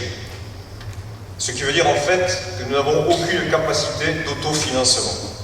Et compte tenu des annuités de la dette à ce jour, cette situation perdurera jusqu'en 2022, date à laquelle la Régie des eaux va devoir absorber un remboursement de 2,5 millions d'euros de la convention de crédit signée par la commune. Nous avons également un prêt in fine, alors écoutez bien, à rembourser en 2021 de 1,45 million d'euros, qui a servi à l'aménagement du lotissement Elvivers. Le lotisseur doit participer dans son plan de financement à hauteur de 750 000 €, soit 50%. Il nous a remboursé à ce jour que 200 000 €, alors que le prévisionnel de financement était de 500 000. On nous dit c'est dû au fait que le lotissement a pris du retard, etc., etc. Mais le plus grave est le suivant. Sur les 200 000 € que ce lotisseur nous a versés, nous n'avons remboursé que 100 000 € au Crédit Agricole. Les autres 100 000 € ont servi à équilibrer un petit peu le budget et faire divers investissements divers. Nous avons dénoncé cela lors du débat d'orientation budgétaire de 2019 et nous n'avons obtenu aucune réponse sur ce point-là. Et pour en terminer avec l'état de nos finances, la soutenabilité de la dette s'exprime par un ratio que l'on appelle la capacité de désendettement. C'est un petit peu technique, j'en conviens, qui exprime le nombre d'années théoriques qu'il faudrait pour que la commune rembourse l'intégralité de sa dette si elle y consacrait la totalité de son autofinancement disponible. Exprimé en nombre d'années, ce ratio est une mesure de la solvabilité financière de la commune. Il était donc de 17 ans en fin 2018. Alors ne pinaillons pas, vous allez trouver peut-être 16 ans, 16-17 ans. Alors qu'au-dessus de 5 ans, on considère qu'une commune est en danger. Donc vous voyez le gap qu'il y a. Cette analyse-là ne prend pas en compte la régie des eaux, que je n'ai pas eu le temps d'analyser, et je pense que la situation est encore des plus catastrophiques. L'analyse prospective, parce qu'une fois que je dis tout ça, bien, que fait-on? Sur la base des considérations précédentes, il est évident que notre situation financière pour les 10 prochaines années est des plus délicates. Si nous nous contentons de subir l'évolution naturelle des coûts, des dépenses de fonctionnement devraient subir une hausse de l'ordre de 50 000 €. De 50 000 €, compensée par l'évolution de la fiscalité directe, revalorisation de la valeur locative, augmentation du nombre de foyers, augmentation des dotations de l'État.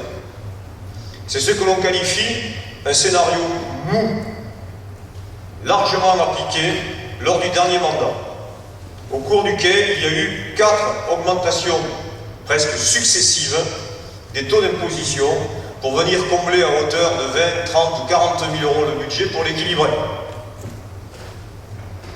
Nous devons donc, nous, avoir ce que l'on appellera une attitude beaucoup plus agressive pour réaliser nos projets en définissant des objectifs ambitieux mais réalistes.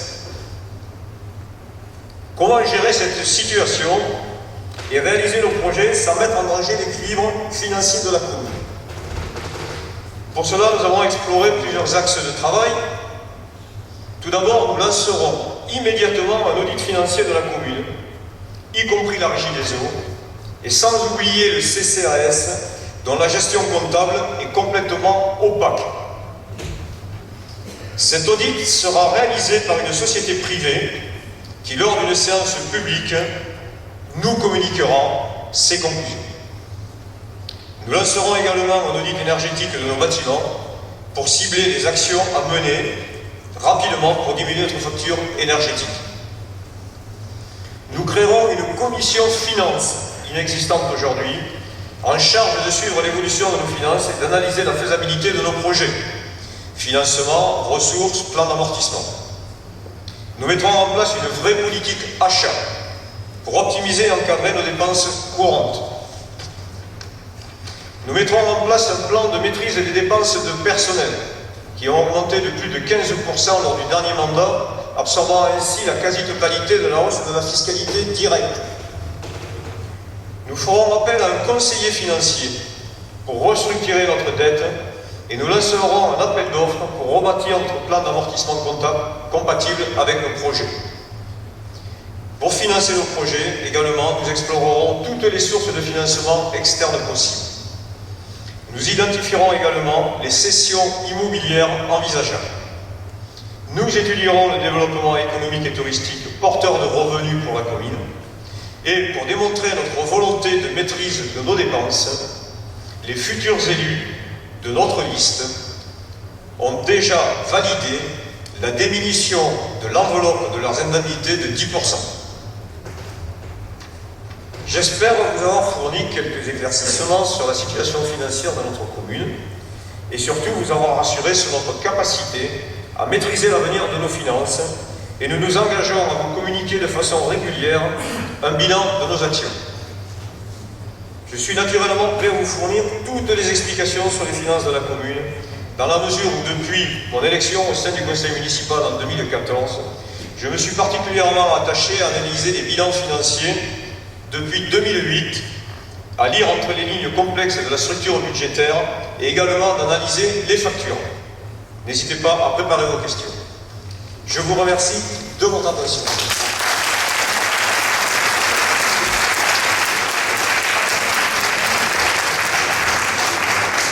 Merci Claude, ça a le mérite d'être clair.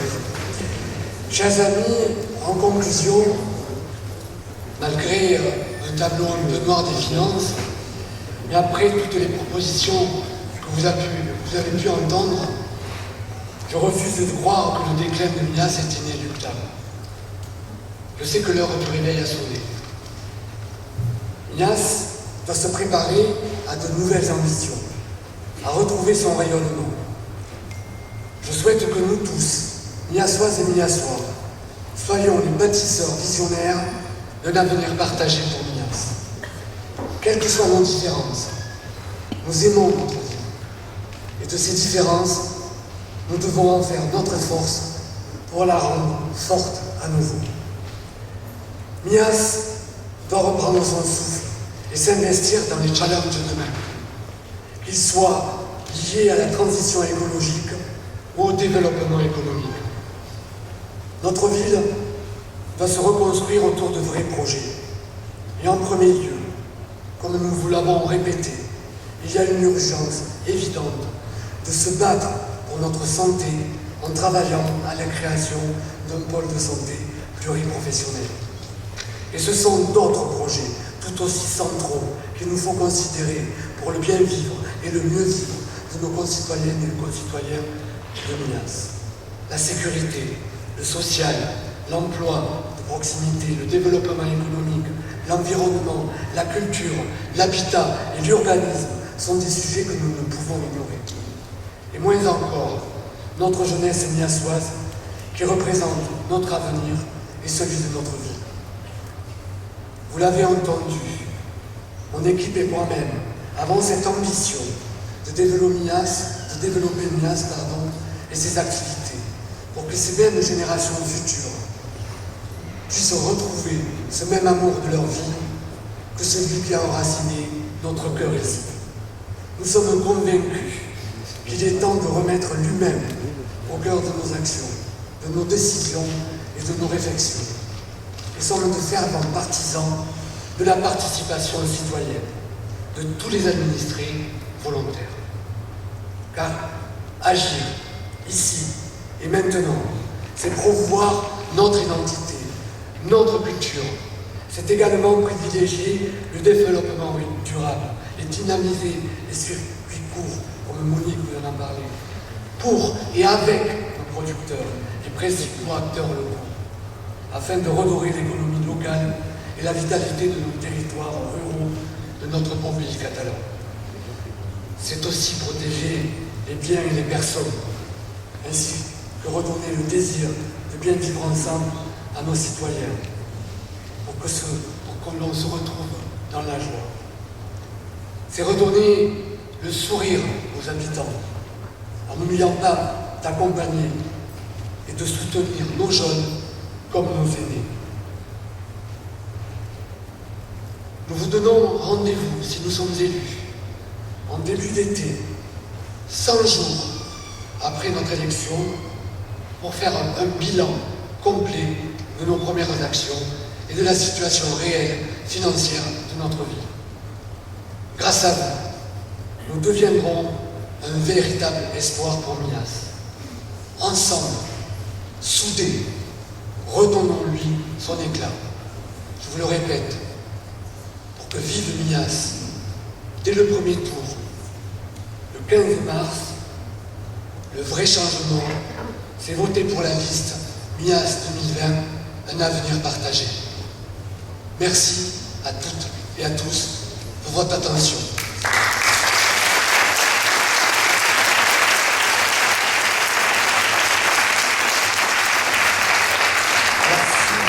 Si on pouvait allumer la salle.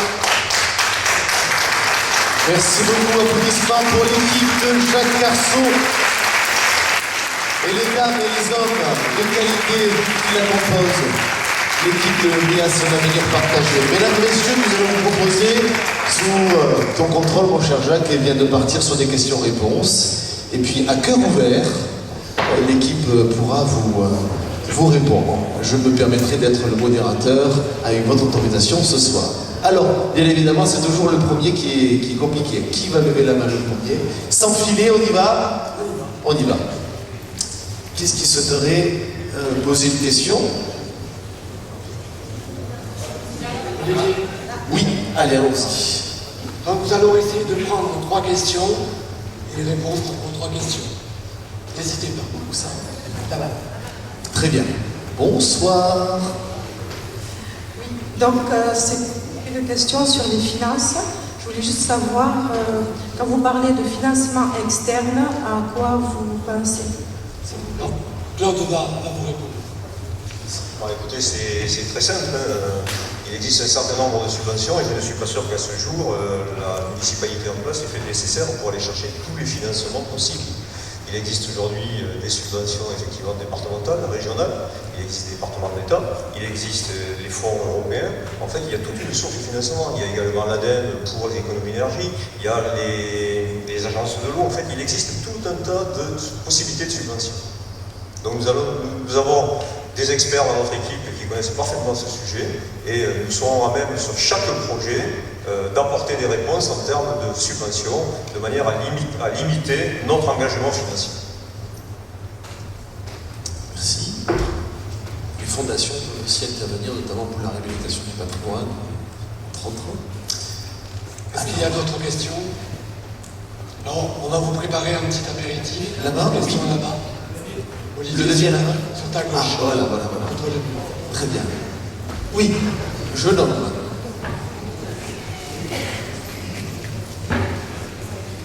Le lotissement de l'Olivier, il y a la rue qui est dans le même état que la 116. Alors je voulais savoir s'il y aurait quelque chose qui serait fait assez rapidement parce que la route va s'effondrer.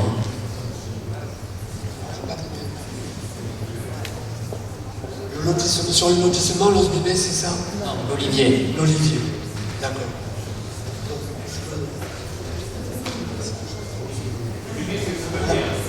Non, mais on n'a pas très bien entendu. On n'a pas de retour. Le lotissement l'Olivier, qui a a priori une rue qui est... derrière le vestiaire, hein, c'est ce que c'est. Oui, lorsque je suis passé à côté de chez vous, monsieur, vous m'avez interpellé. Alors aujourd'hui, bien sûr, je n'ai aucune réponse à vous apporter parce que je n'ai pas vu le dossier. Mais ce que je puis vous dire, c'est que lorsque nous serons élus et très très rapidement, moi je m'engage à venir vous voir et surtout à faire venir un expert qui regarde votre rue parce qu'il y a eu un effondrement. Et je ne comprends pas comment aujourd'hui on laisse passer des voitures dans votre rue. C'est une ineptie totale. Il y a un manque de sécurité évident. Moi je vous dis, c'est un ingénieur TP qui pourra déterminer pourquoi il y a eu cet effondrement et tout de suite faire des devis et des interventions parce que votre rue, elle n'est pas carrossable. Voilà, je peux vous dire que ça parce que je n'ai absolument pas accès au dossier. J'ai répondu à votre attente. Merci. Est-ce qu'il y a d'autres questions? Autre question? Oui, par là-bas? Très bien.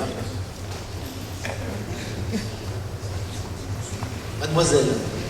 Oui, moi ça ne sera pas une question, c'est juste que les ados avaient mis en place avec le PIGE un dossier pour créer un skatepark qui a été fourni à la mairie, mais apparemment comme les taux, enfin le prix était trop élevé pour la mairie, on a laissé les ados comme ça. Donc je voulais savoir si vous allez reprendre contact avec les ados qui avaient mis en place ce dossier. Alors je vais me permettre de vous répondre lors de notre porte-à-porte au niveau du village. Nous avons rencontré 3 jeunes garçons qui étaient âgés de 10 à 12 ans, qui nous ont parlé de ce dossier-là. En tant qu'élus minoritaires, on n'a jamais eu trace de ce dossier. D'accord? Donc j'espère si nous sommes élus, que nous retrouverons ce dossier, que nous pourrons l'étudier, puisque le City Park et le Steak Park font vraiment partie des objectifs du service jeunesse et sport.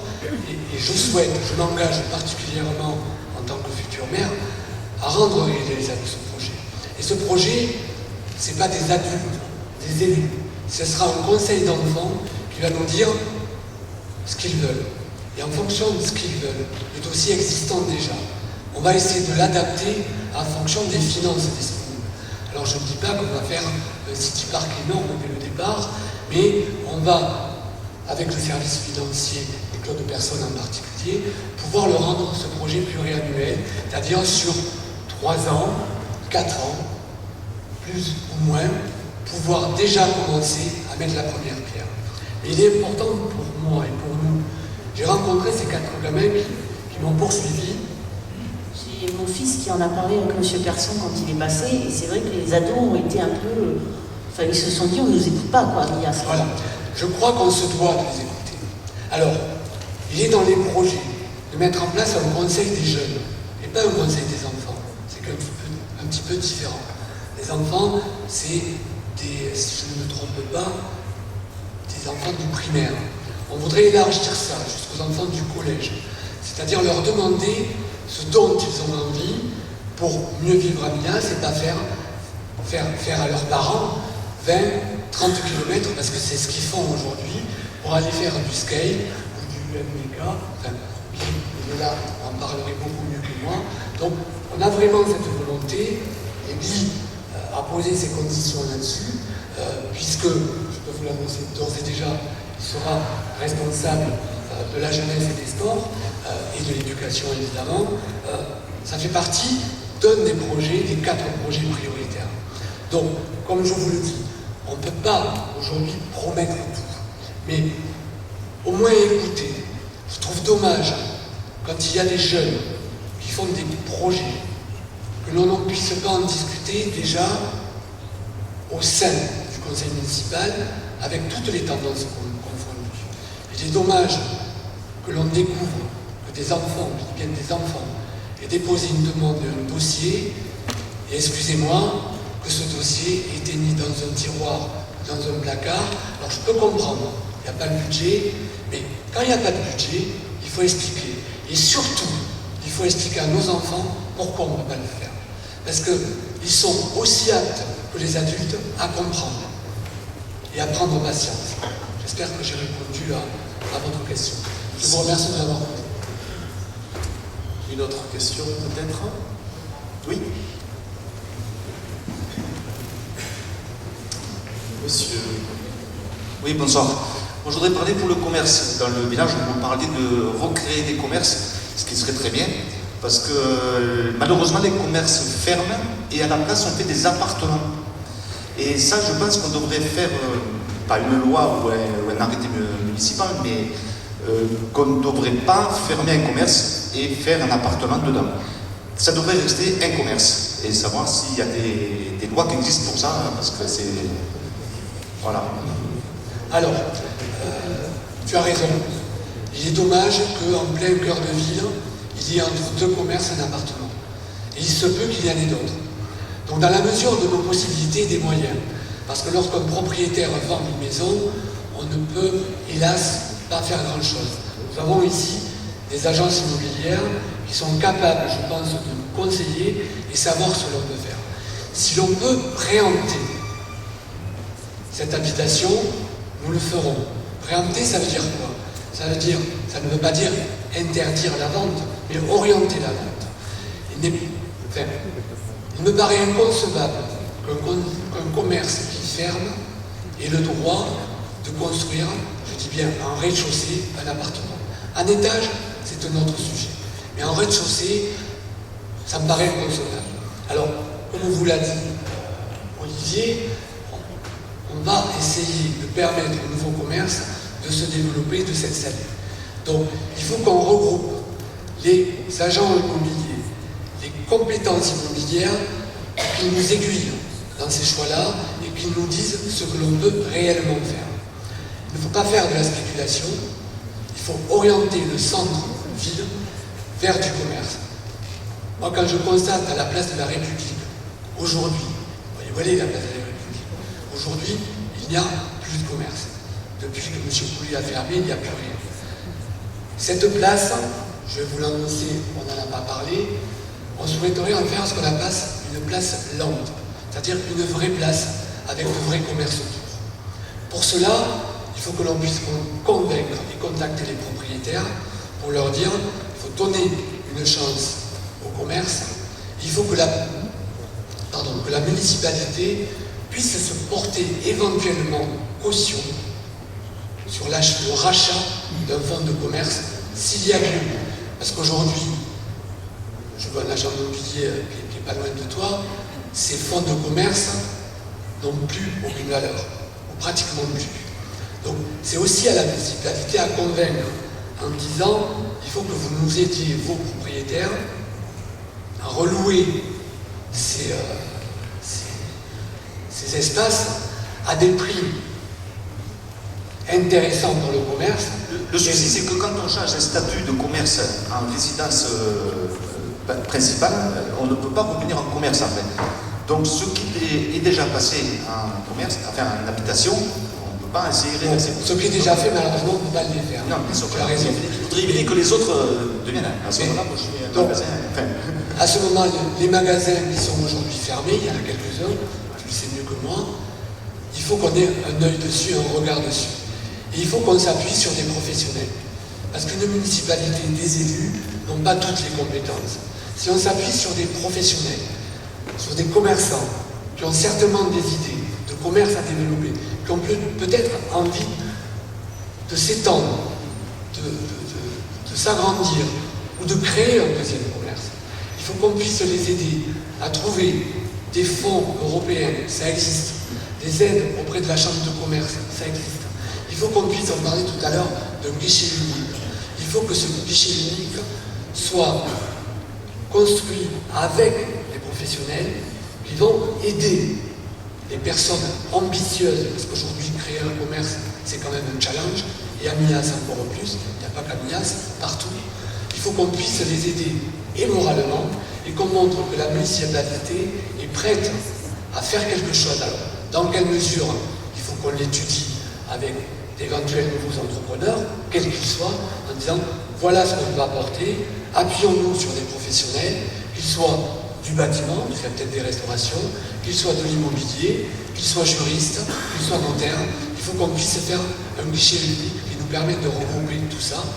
Et je suis d'accord avec toi, il est intolérable que des commerces qui ferment, alors j'en connais, qui malheureusement vont peut-être changer de statut.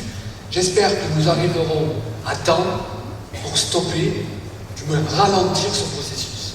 Parce que sans commerce en centre-ville, le centre-ville va mourir et les quelques commerces de qualité que nous avons ne pourront pas survivre. Voilà, j'espère avoir répondu à ta question. Merci. Une autre question derrière, peut-être la dernière, avant de passer au pot de l'amitié.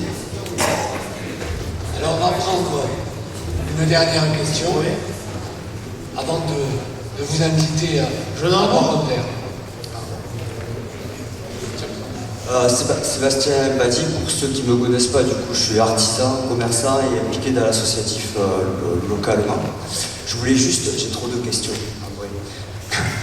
au moins faire une petite précision par rapport à ce que disait le monsieur. Quand c'est passé en habitation, ça peut repasser en commercial avec un changement de destination. Le service urbaniste, vous avez sans doute les compétences, ils doivent le savoir. En tout cas, nous c'est comme ça qu'on a pu d'ailleurs lancer notre activité, puisque c'était tout en habitation et avec un accord avec la propriétaire et la communauté des communes, nous avons pu monter un dossier d'urbanisme, faire un changement de destination et passer de l'habitation en commercial. Des leviers, il y en a, il suffit juste de les connaître et de vouloir les utiliser. Hein, voilà. Non, ceux qui me connaissent, venez me voir à mon bureau, j'ai plus de choses à dire. C'est une précision que nous allons étudier au niveau du règlement de l'urbanisme. La personne en charge de l'urbanisme, Dominique, pourra étudier le dossier et répondre de façon correcte à ces questions. Donc, à aujourd'hui, sur des questions d'urbanisme, Nous ne voulons pas et nous ne pouvons pas répondre, mais sachez que la transformation d'une habitation en commerce ou inversement, c'est quelque chose que la municipalité, quelle qu'elle soit, doit prendre en compte. Et je sais que dans l'assistance, il y a des candidats des autres listes et je les remercie d'être venus nous écouter. C'est un échange, ce ne sont pas des critiques. J'avais proposé d'ailleurs à ce sujet un débat à nos deux listes amies et concurrentes. Ce débat n'a pas pu avoir lieu puisque une des listes n'a pas voulu ce débat-là. C'est un petit peu dommage. Ça aurait pu être intéressant. Ce n'est pas un problème de personne, c'est un problème de projet. Il est intéressant que vous, Miassois, vous soyez au courant des projets des 3 listes en course au rôle municipal. Alors, je voudrais remercier Damien Béfara d'avoir accepté. Je regrette, alors c'est pas de la contre-pub, c'est pas quoi que ce soit, je regrette que Ginette Moral ait refusé. S'il y a deuxième tour, et je pense, nous verrons qui seront les candidats au deuxième tour, il y en aura peut-être 3, nous relancerons l'idée de ce débat-là, et quel que soit le nombre de candidats qui acceptera, nous referons ce débat-là, et j'en parle sous le couvert d'un des colistiers de Damienne. S'il le faut, nous ferons avec Damienne un débat à 2. Nous avons discuté avec Damienne, nous avons dit qu'un débat à 2, alors qu'il y a 3 candidats, c'est pas très équilibré, et j'allais dire très démocratique. Par contre, au deuxième tour, nous prendrons, si vous le souhaitez, l'engagement de faire ce débat-là, projet contre projet, et pas personne contre personne. Voilà. Je vous remercie.